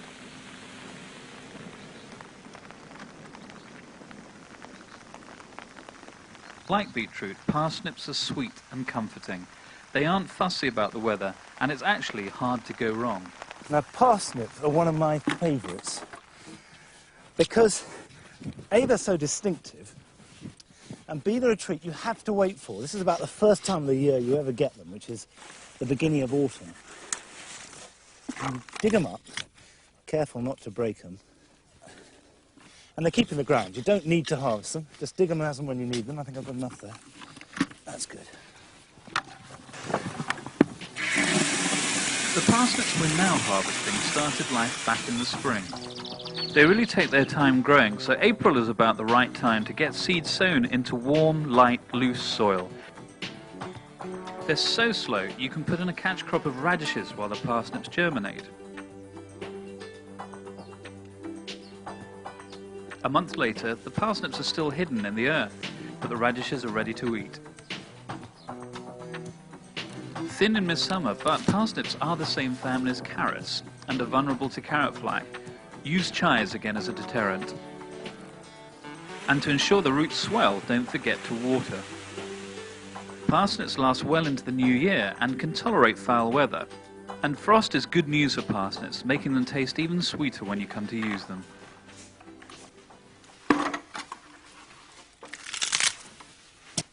I know there are people who think that the preparation of vegetables from the garden is just another chore that you've got to do. But I like it. I like the way that there is this link between gardening and cooking, a sort of halfway house where you convert the food from muddy veg into ingredients.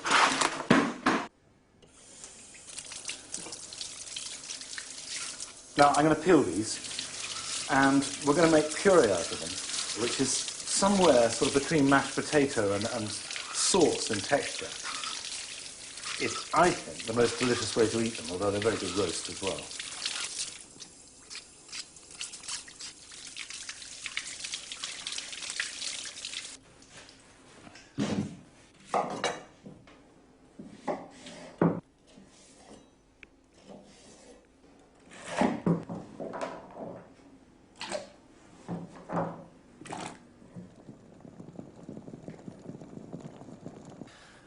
When they're soft enough to put a knife through them, drain them into a colander, and underneath the colander, put another saucepan so you can collect most of the juices, because we're going to need that when we make the puree. Now, this is the easy bit.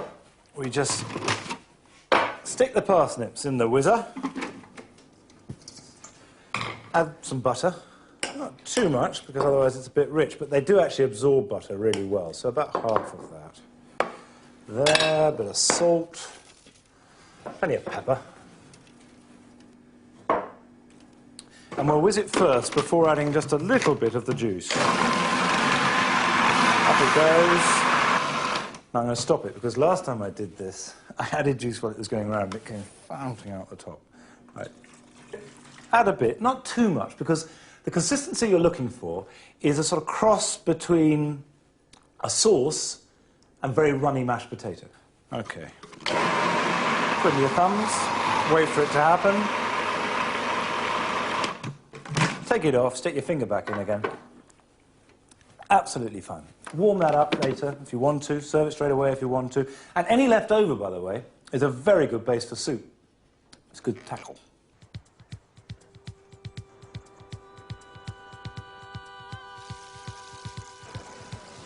We're by no means vegetarian, and eating parsnip with sausage is a favourite autumn meal.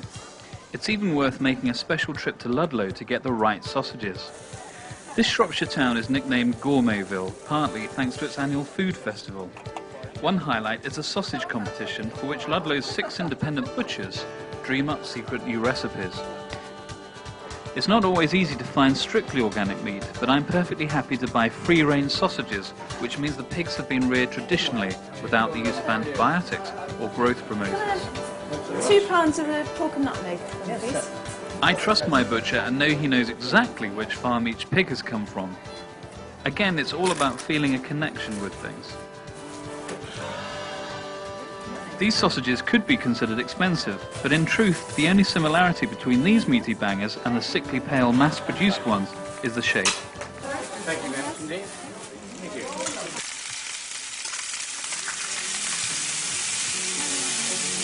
It's hardly surprising that bangers and mash have started appearing on restaurant menus. But why go out? I can think of very few things that are simpler to cook or more satisfying to eat on a cold autumn night than this.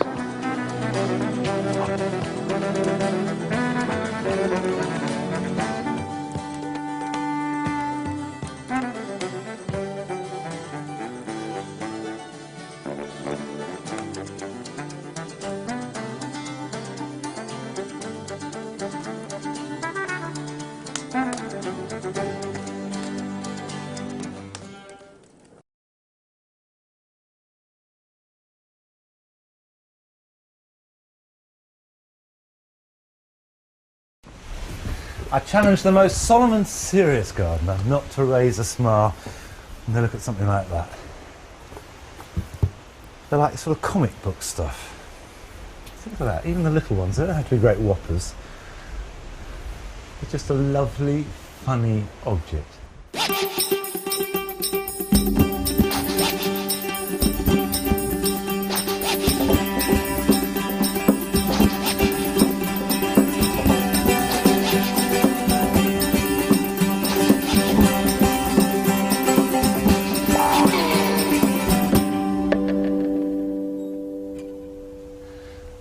We've grown many more squashes this year than ever before, which has meant we've had loads of cucumbers and courgettes, and now we've got winter squashes and of course great big pumpkins. And they are a very good organic crop because they smother the ground so you don't have to weed, and they're no trouble at all. But they are a very greedy crop, so they need loads of water and really rich soil. And when people talk about a rich soil, they mean adding plenty of organic compost. A compost heap is really the centre and epitome of any organic garden. You take all the waste, whether it's from the kitchen, tea bags, vegetable leftovers, whether it's from the garden, grass cuttings, thinnings, anything you don't want to eat, that heats up, rots it all down, and then in time makes lovely rich humus which you return to the garden, which enriches it, conditions the soil, and makes things grow more, so you've got more to compost, and so it goes round and round. However, they do have to be turned, and it's a lot of work doing that.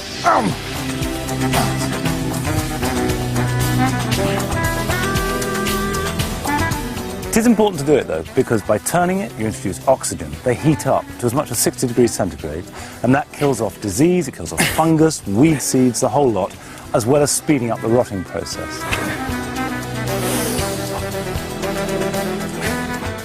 A sign that your compost heap is working is the presence of these red worms. They are the agents of decomposition, and if you've got those, it'll work nicely. If there aren't any worms in your compost heap, the chance are there isn't enough aeration and you need to turn it. This is the finished article, as well as a nice outdoor dog bed. And as compost heaps go, you can't improve on this. We started this last summer and we've put all our grass cuttings, our vegetable waste, anything will rot down, went on this heap. We've turned it twice, and all winter and spring it rotted down. And now it's ready to go back into the garden and keep that cycle of enrichment and renewal going. And you can tell when compost is ready because it should be positively pleasant to smell and to touch, to handle. There's really nothing yucky about good compost at all. Our compost supply was put to good use this year when we created a new squash patch. First, I had to plough the previously uncultivated field using one of my favourite toys for boys. The compact clay soil needed a lot of opening up to make life easier for the pumpkins and courgettes destined for this bit of ground.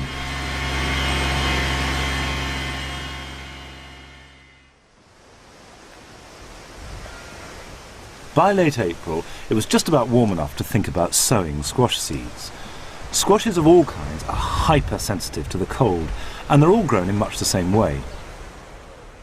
The cucurbit family includes pumpkins, squashes, courgettes, melons, marrows, cucumbers. Now, that's a pumpkin, Turk's turban. That's a squash, Jack Be Little in it. And here we've got a courgette there. And here we have a cucumber there.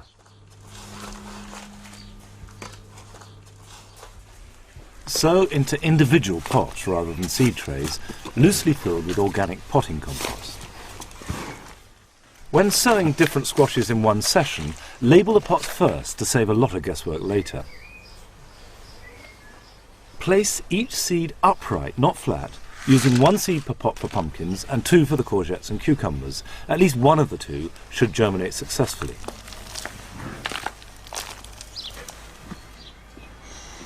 The seeds need a minimum temperature of 16 degrees to germinate, so a heated greenhouse is ideal. And because squashes are thirsty plants, keep them well watered.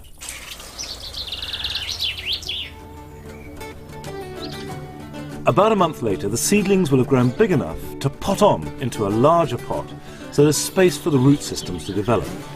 Really important not to press it down. The next stage is planting out, but only if the weather's right. Weather is obviously absolutely critical at certain times of year. It's always important, because you're always trying to fine-tune everything and be responsive to what's actually going on.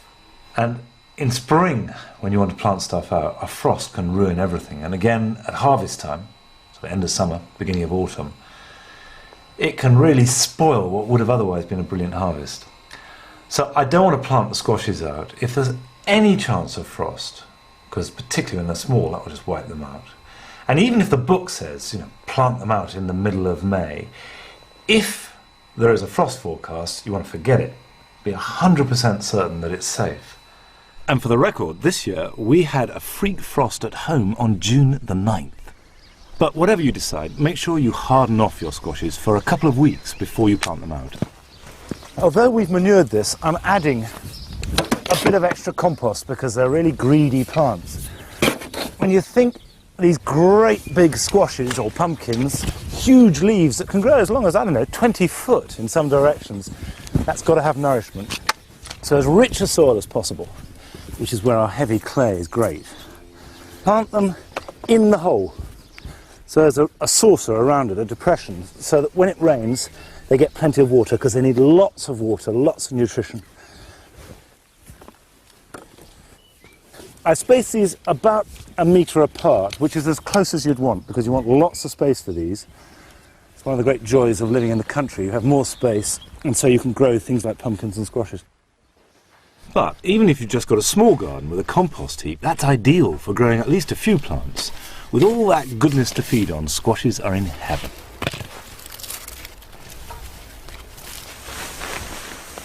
As they grow, squashes develop great sprawling, triffid-like leaves that cover the soil and suppress any weeds. But until then, it is worth mulching to do the job. We put a layer of recycled cocoa shells, which is an acceptable alternative to using weed killer.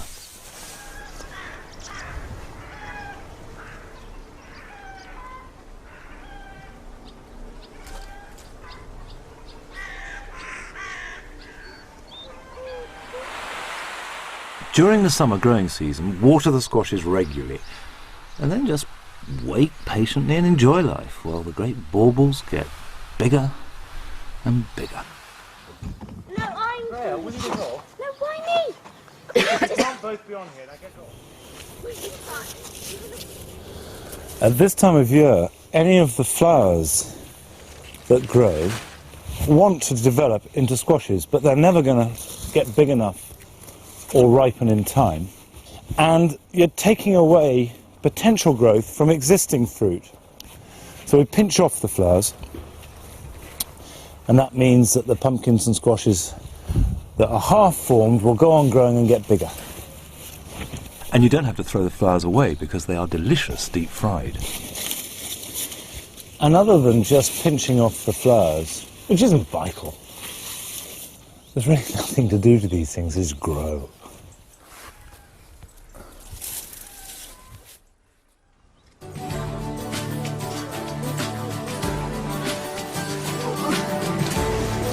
Pumpkins and other winter squashes take about 100 days to flower, set fruit and ripen. The secret is to leave them on the plant, basking in maximum sunshine for as long as possible. But don't take any chances if frost is forecast. Oh, that's disgusting.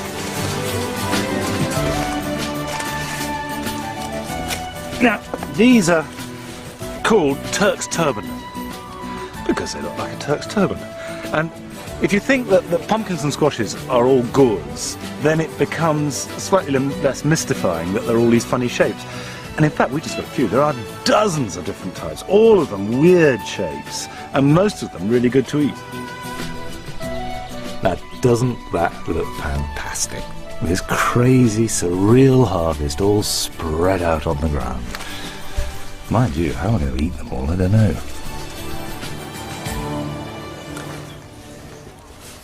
If the weather was going to stay like this, we would leave these like along here to dry in the sun. But the forecast is really wet, so we'll probably have to bring them in. Sunshine makes the skins harder and they keep longer as a result. But don't leave them on wet ground or else they rot. And if it's going to be frosty, you must bring them indoors. There are scores of different squashes to choose from.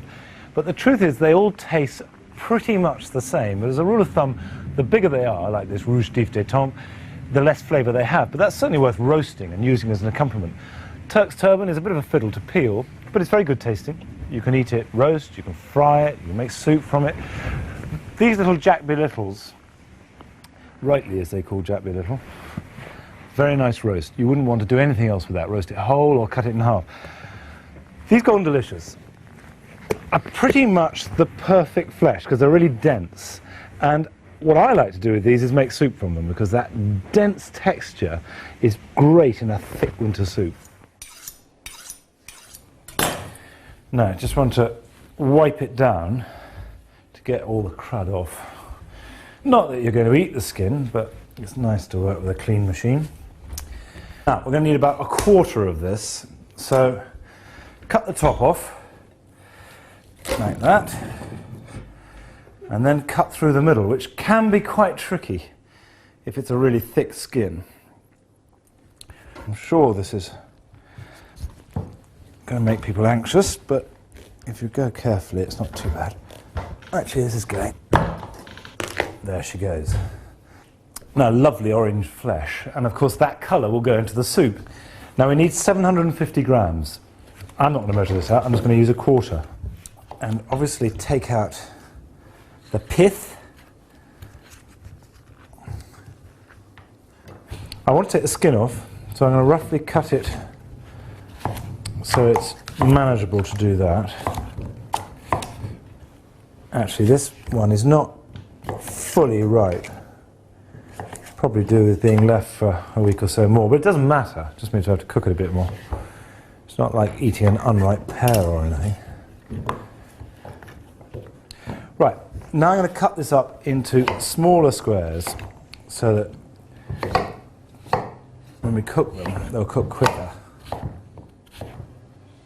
Just sort of half-inch cubes, really.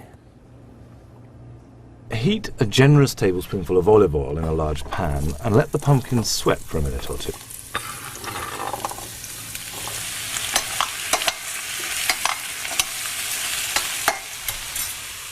Add a couple of medium-sized potatoes, also cut into cubes.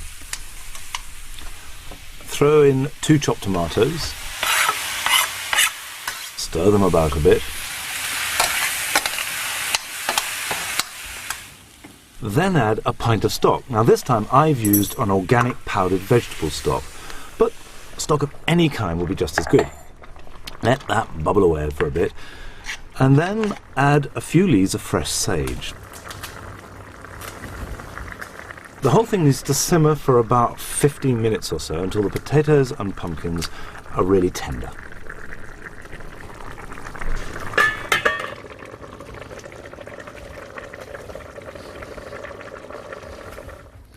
Now, this should be sufficiently cooked so it will whiz up in the liquidizer, just soft enough so you can mash it. This is a thick soup, so it doesn't matter if the whole affair is a bit chunky, and we don't want to get rid of the lumps. We just want to blend them in. I suppose this is the sort of soup that people would call hearty.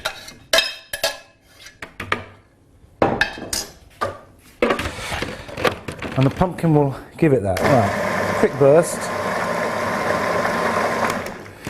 Put a bit of salt and pepper in. It's a thick soup, but we don't want it to stand up. So add a bit of liquid. It won't affect the taste at all.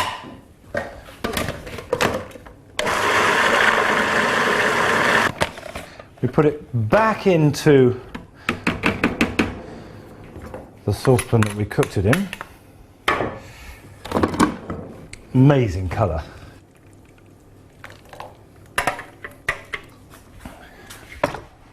Then put it back on the stove to gently reheat it and taste it for seasoning. A thick soup like this is much better with some crunchy texture. Now, you might use croutons, but a good alternative is to finely slice some fresh sage leaves and briefly fry them in very hot oil. They go remarkably well with the soup. Why is there grass on top? Grass, it's sage. Get myself a spoon. Nice and red. Yeah. Crust or crumb? Crust. Now, did you put those chisels back? They're mine. They're not yours. They're mine. My 8-year-old son, Tom, prefers talking about tools, which he's mad about, than pumpkins, which, you know, he can take or leave. But I could wax for hours about the joys of this vibrant, fun, huge...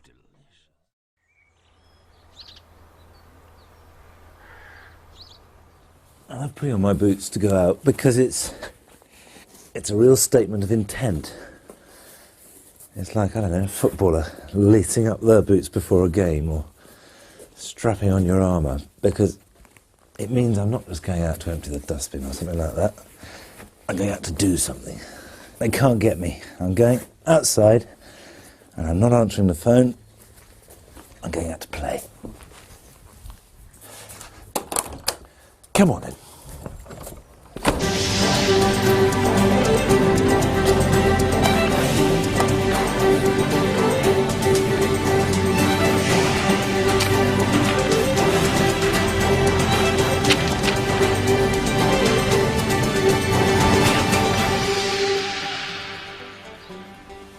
This is much better than any sport. This is the life. Yeah. By midsummer, the garden is at its peak, and this is what all the months of work is for, to enjoy that luxury of colour and abundance. And the garden is literally overflowing with every kind of ingredient. Just as pumpkins belong to autumn, courgettes and cucumbers are at their most succulent in summer. We grow our cucumbers in an unheated greenhouse. You can also grow them perfectly well outside. I used to think that cucumbers were limited to finely cut sandwiches and rather boring salads, but in fact there are a lot of things you can do with them. You can even cook them, for instance. I just got to cut some spearmint now. It goes really well with cucumber.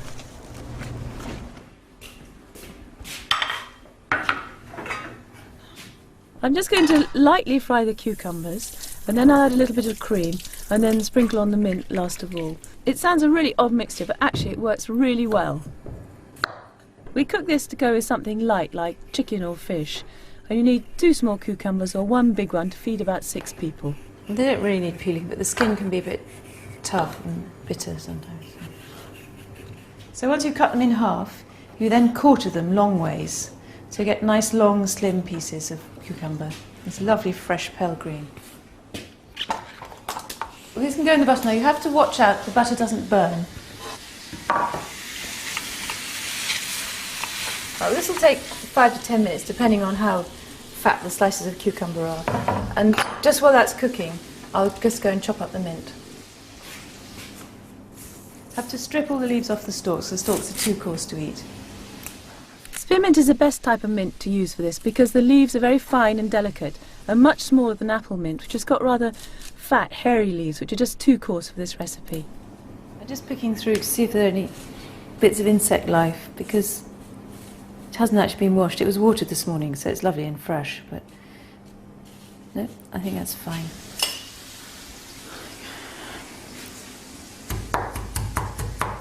And just chop it quite finely, but absolutely at the last minute, because otherwise it starts to go black and doesn't look so good. And the smell coming up from it is just fantastic. The whole kitchen's full of the smell of mint. It's lovely, it's sort of aromatherapy. Okay, I think that's done. Oh, well, those look ready now. And just, it's easy to turn them over, they're just nice and brown underneath. But because cucumber's got a very delicate flavour, it does need quite a lot of seasoning. I like them salty, so put some salt on. I love black pepper, plenty of black pepper. Just a bit of cream to give it a sauce. Maybe 2 tablespoons. And just heat that through. And that will just bubble away. It's thickened slightly. And just to finish it off, lots and lots of chopped mint. Cool, minty cucumber, fresh fish. This is summer on a plate.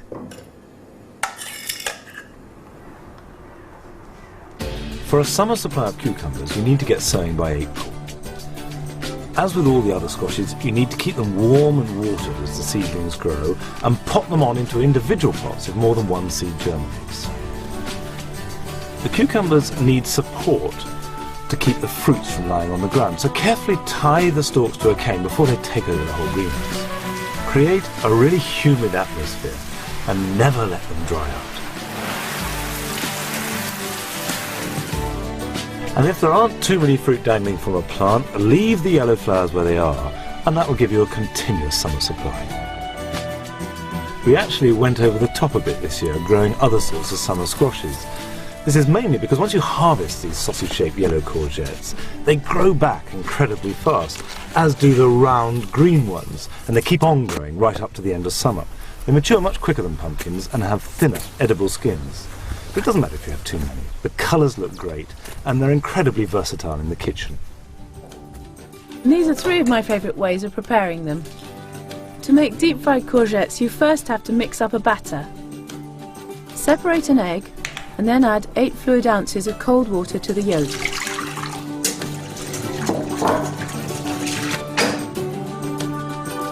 Now give it a stir, and then add 4½ ounces of plain flour, and then whisk it all together. Now cut the washed courgettes into diagonal slices, dip them quickly in the batter, and pot them in some very hot oil, should be about 180 degrees.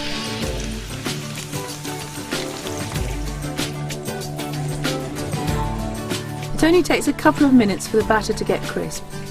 Then fish them out, season them, and eat them as soon as you can, or put them in a hot oven so they don't go soggy. A simpler way of cooking them is just to roast them. The yellow ones can be cooked whole, but just so that they cook evenly, you might have to cut up the green ones.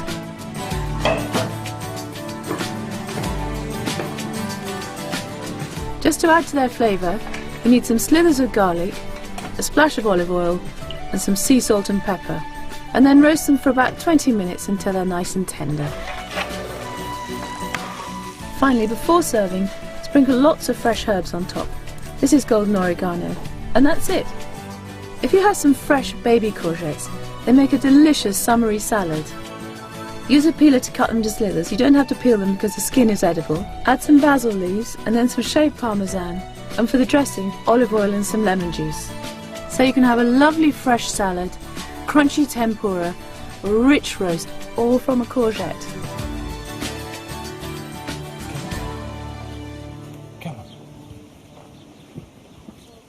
Not all the summer squashes get eaten because there are so many that a few get too big and tough. But they're not wasted because they end up on the compost heap, and the goodness in them will in time return to the garden as part of the organic cycle. And compost is never rubbish. It's the lifeblood of the garden. And by autumn, when all the squashes are harvested, It's time for a final tug of war with the huge leaves and long stalks that are left behind. But next year, all this goes back into the garden as compost.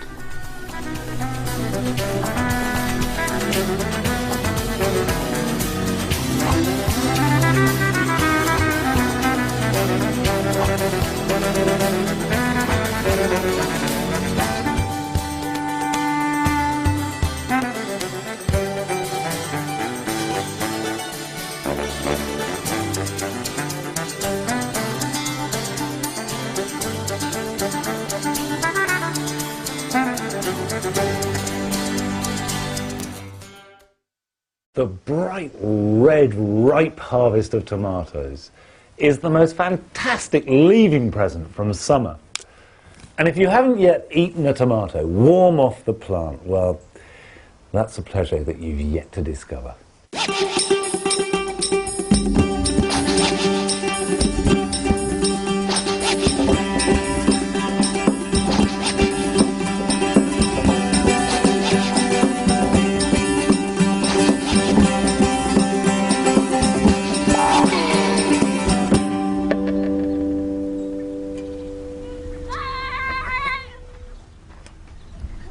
The late summer in our garden is a time to play and reap the harvest that we've worked for.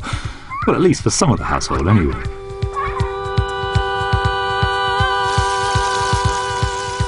But harvest is in truth always a busy time. We produce a deliberate glut of tomatoes because, as well as eating them fresh off the vine, we make large quantities of rich tomato sauce for the freezer, which is the best way to preserve that essential tomato-ness in all its summer glory. These are huge, you know. I think that is the biggest tomato I've ever grown.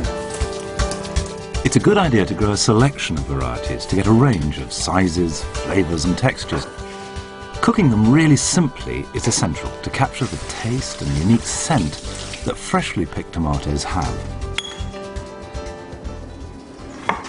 One of the best ways to deal with tomatoes is to roast them. So I'm just cutting them all in half first, just picking them over to make sure there are no nasty bits of that. And then just put a bit of olive oil in a pan. And then put the tomatoes soft side down. Really cram them in, because as they roast they'll shrink a bit. And even watery tomatoes taste fantastic cooked like this. It really brings out the flavour.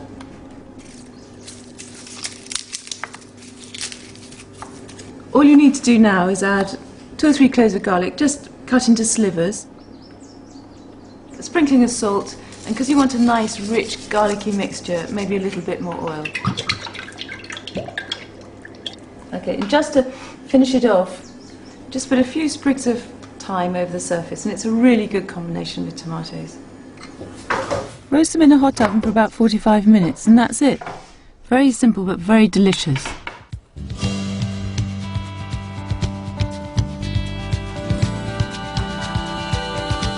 Tomatoes are one of the staples of our diet, and we eat tons of them. We'll be harvesting these fruits from July until well into October. And whether you have a greenhouse or not, they are dead easy to grow organically.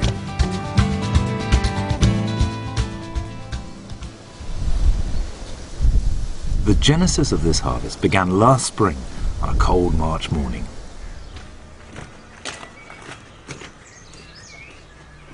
The seeds were sown thinly in a peat-free organic compost. It's a good idea to cover them with a layer of vermiculite, which is a very lightweight mineral, and it doesn't form a crust like compost can, making it easier for the delicate seedlings to emerge. Labelling is tedious but essential, otherwise you invariably forget which variety is in which seed tray. Put the trays somewhere with constant warmth. The greenhouse is ideal, but a windowsill is perfectly good. Water them lightly, and they should germinate about a week later. As soon as the seedlings are big enough to handle, about 2 weeks after germinating, they should be pricked out into their own pots to give them more room to grow strongly. Now this tomato is not ready for pricking out because these are not 2 true leaves, these are the seed leaves, and it needs to develop leaves that show there are roots. Now here you can see there are 2 leaves growing nicely, and as soon as those 2 leaves appear, it's time to prick it out because there'll be a root system to support it. Hold it by the leaf, get a knife or something underneath it and just gently lift it up, and don't hold it by the stem, and just pop it into a pot like that, put some soil around it, and the whole thing has got to be quite gentle. Don't worry if it flops, it'll sort itself out. And that's that one. Grow the seedlings on in a light, warm place for another month or so, keeping them well watered, which in practice means never letting them dry out. By the middle of May, it's time to plant the tomatoes out into the unheated greenhouse. Tomatoes like a rich soil, so I dig in plenty of mushroom compost about a month ahead of planting out. Place them at least a couple of feet apart to give the roots room to develop and support the fully grown plant. Tomatoes also grow well in grow bags or any container really, as long as they get plenty of sun. But however you do grow them, by mid-June the tomato plants will be growing strongly and will need some attention. When you grow tomatoes in a greenhouse, the only practical way to do it is to grow them as a cordon, which means training the stem up some sort of support. Now tomatoes don't really want to do that, they want to bush out and flop all over the place, so you have to tie them and also pinch out the side shoots. Now I don't know if you can see here, but that doesn't mean taking off the leaves. There's a leaf, which it needs obviously to feed it and to grow. And here's the main stem, but this one here, this one is trying to sneak up and it'll grow really big and strong, so we just nip it out.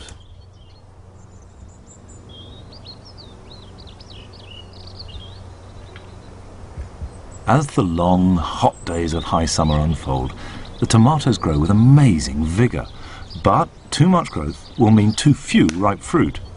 I'm cutting the tops off, because these want to keep on growing upwards and producing more fruit. And I think we've got as many as we can reasonably ripen in time. So by cutting the tops off, they'll stop growing up and put all the energy into the fruit that's here.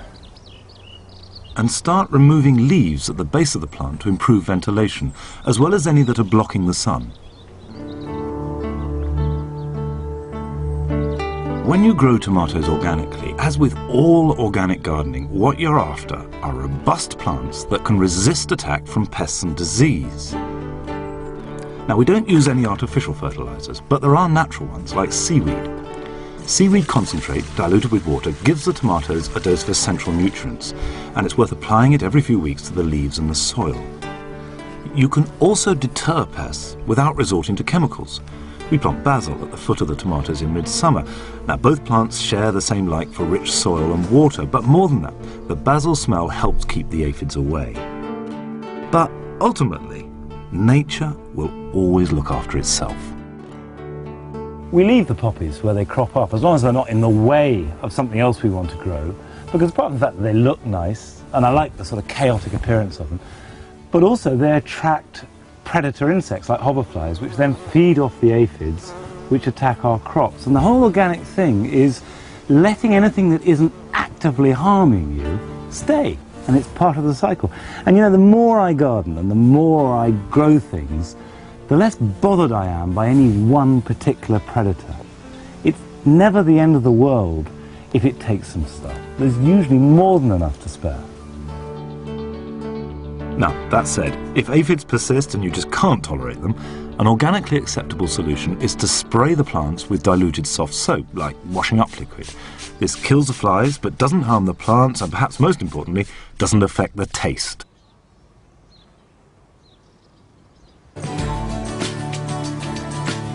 Tomatoes grown outdoors are about a month behind their indoor cousins. However, they taste just as good, and the growing procedure is exactly the same as for indoor plants. So, prick out and then grow the plants on in warm conditions. But seedlings raised indoors are in a very sheltered environment, so it's really important to harden them off for a couple of weeks before planting them out into the big bad world. A cold frame is ideal, but a sheltered wall would do fine, although you might have to bring them indoors at night for the first few days if it gets cold.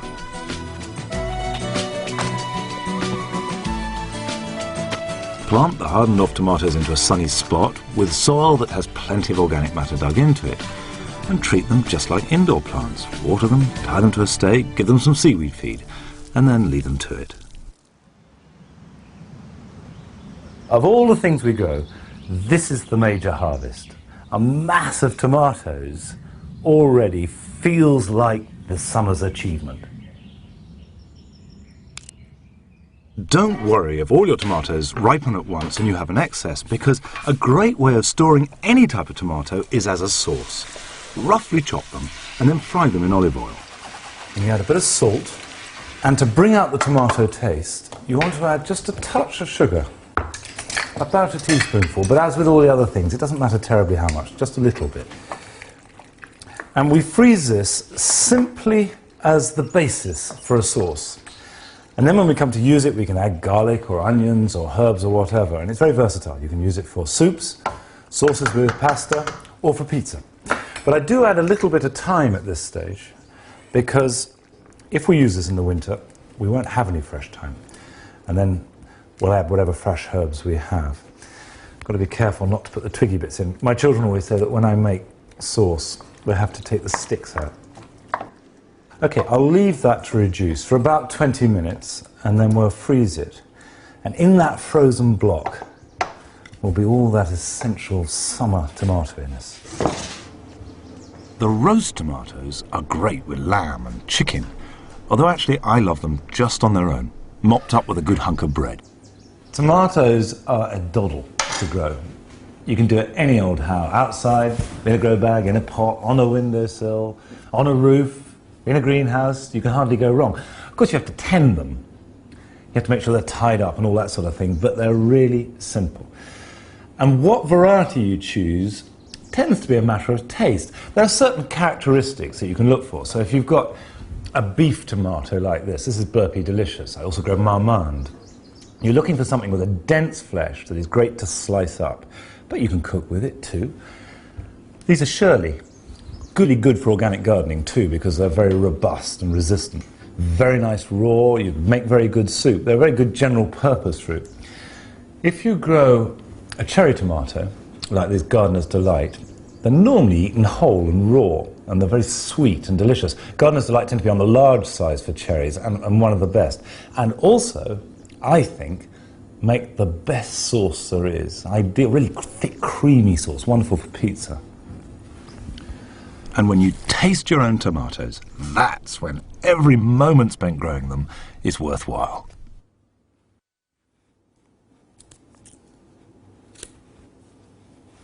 Now, the whole point of growing food in the garden is to get the really best ingredients you can and then do as little as possible to turn them into delicious food.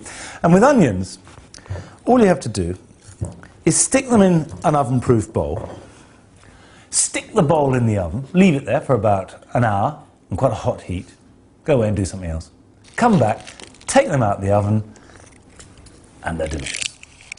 We tend to treat onions as the chorus line, not the main performers, but it's astonishing how velvety rich they can be. Isn't that fantastic? Isn't that amazing? Such a surprise. We eat outside whenever we can, but this onion dish is also perfect for a cold winter's night. Come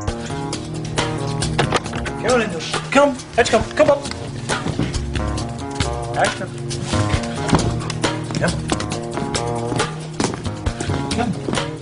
Come. In the depth of winter, the garden lurks and sulks outside like a spotty catwalk model in curlers. But even at its least appealing, there's always the promise of spring to come.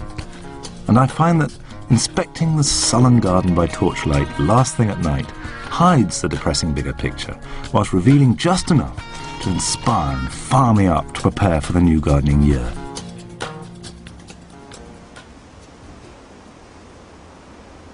Pumpkins, That's a chicory, is it?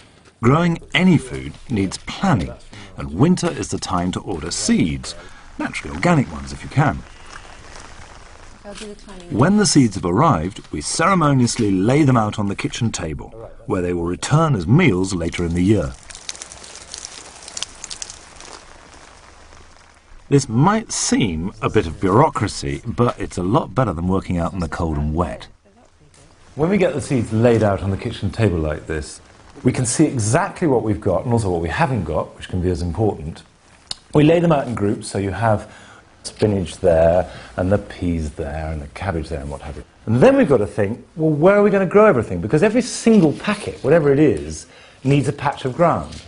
But because they don't all harvest at the same time, packets can share the same patch of ground, and you get succession. As one thing finishes, you clear it and you put in something else. So the whole year starts to get mapped out physically on this table. Not necessarily literally, but it's a real aid to working out what you're going to do outside. Just to make things more complicated, if that wasn't enough, we have to think about rotation, because it's unhealthy to grow the same crops in the same place each year. And it can seem a little complicated or daunting, but actually I love it. It's part of the fun of the whole business. Okay. It's a different type of Monty. But before you can sow anything outside, you must first do some basic groundwork. It's important to prepare the soil as soon as you can. It's almost part of food preparation, because the better the soil, without any question, the better the food that will end up on your plate. Digging, to me, is the essential act of gardening.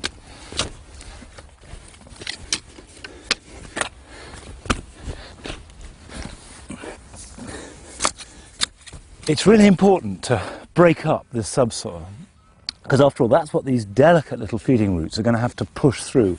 And by getting air into it, also you'll be able to get more water into it, and they can feed better. Adding organic matter, such as garden compost at this stage, does wonders for your soil structure. And there might be a temptation for people to do this and rake it off and then think, I've got to plant into it. But that would be a mistake. This should be left now for at least a week, and wouldn't hurt to be left for a month.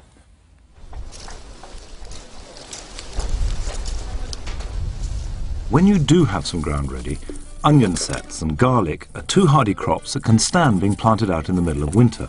Plant large, healthy garlic cloves, because the quality of the garlic you use will affect how good your summer harvest is. We planted several varieties this year: Printlenor, Elephant and Sprint. Great names.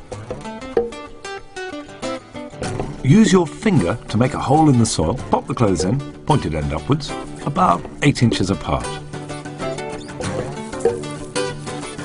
For shallots or onion sets, make a shallow indentation in the soil and gently place the sets, or bulbs, at least 6 inches apart. The garlic and shallots will multiply and the onions swell up over the long growing season. And choose a sunny part of the garden, because all kinds of onions like that. We also grow onions from seed indoors in February. It's a cheaper option and there's a bigger selection of varieties. Sow them thinly and add a layer of vermiculite before watering.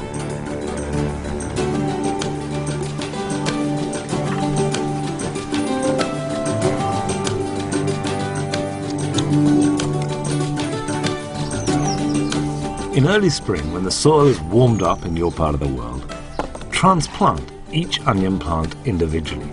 Put them about 6 inches apart, and each one will form an onion bulb. Just because onions and garlic are so easy to grow organically, it doesn't in any way lessen the sense of personal satisfaction as those tubular leaves start to appear. There is one thing you need to watch. They're very affected by competition for nutrients and water from weeds, so keep on top of them.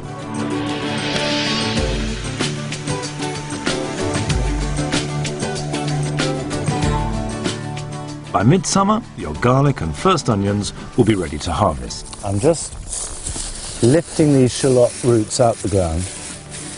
They've grown as much as they're going to grow, so anything they do now is just going to make them flower, which we don't want. And all we do is just tease them out. They're hardly in the ground, and leave them to dry in this lovely warm weather.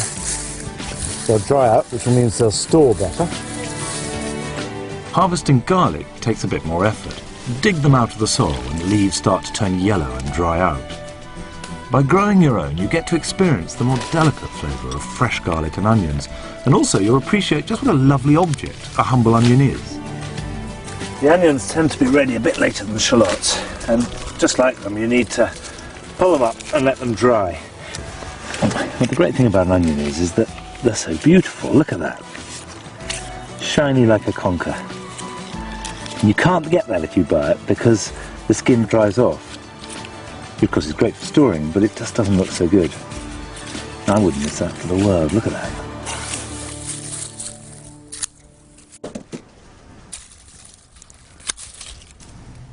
onions and garlic need a bit of tweaking before you store them.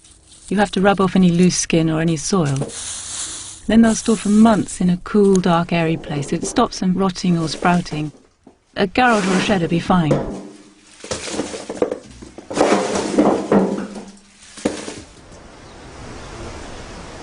Our supply sees us through winter and is a basic component of many meals. One great favourite is pizza, based simply on our own onions and tomatoes. Right, to make our pizzas, you need 2 pounds of strong flour. I'm a messy cook, I spill everything everywhere.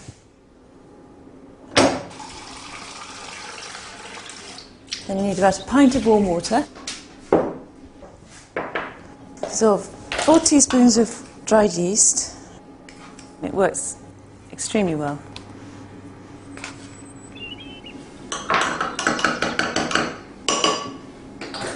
A spoonful of sugar to activate it. Just keep stirring until it dissolves.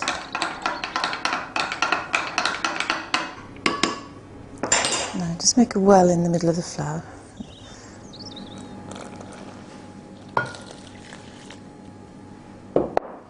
Everything just gets mixed all together. Now, this is 4 tablespoons of olive oil, straight in, 2, 3, 4. Just a pinch of salt. Now, I mix that by hand to a dough. Now, this is sort of slightly slapdash, but it works really well, and I'm always in a hurry when I cook these, so just get it done as fast as possible, because you have to be organised. It needs to be done a couple of hours in advance of cooking, just to allow it to rise. You need for about, well, anything up to 10 minutes till it's a nice, firm dough. And everyone thinks of pizzas as being junk food, but actually it's perfectly healthy. It's organic flour, organic oil, vegetables from the garden. Monty makes much of a performance out of making his bread, but this is, I do as quickly as I can. So I just get some flour. Now, that just needs kneading for a minute or 2. It's already pretty pliable and flexible. It's lovely. It's slightly warm. So I think that's nearly ready now. Doesn't need much more. So all we do now is put it in a clean bowl. It's been oiled so it doesn't stick to the surface. Okay, so that's ready. So I just put it in a warm place to rise and just cover it with a cloth. Partly to stop it drying out, and also because it is a bit of a dusty kitchen. It stops, who knows what, dropping into it.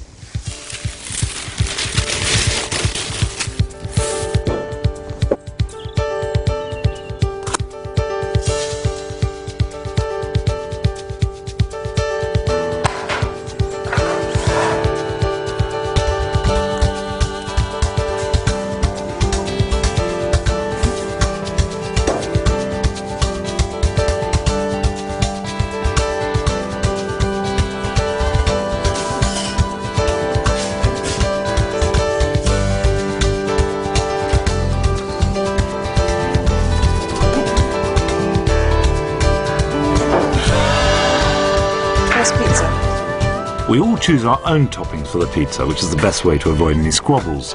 But there is one golden rule. The best pizzas are very simple. Tomato sauce, some onions fried gently in oil, and then whatever you fancy. Mozzarella, perhaps some peppery salami, and certainly fresh herbs from the garden. Basil, thyme, marjoram. So your pizzas look as good as they taste. You're done.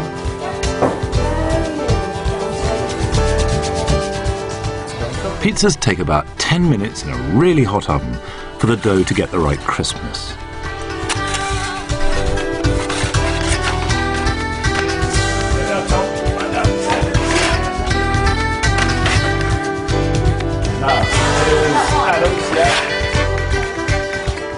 This is fast food with a difference. Simple, DIY, and everybody loves it.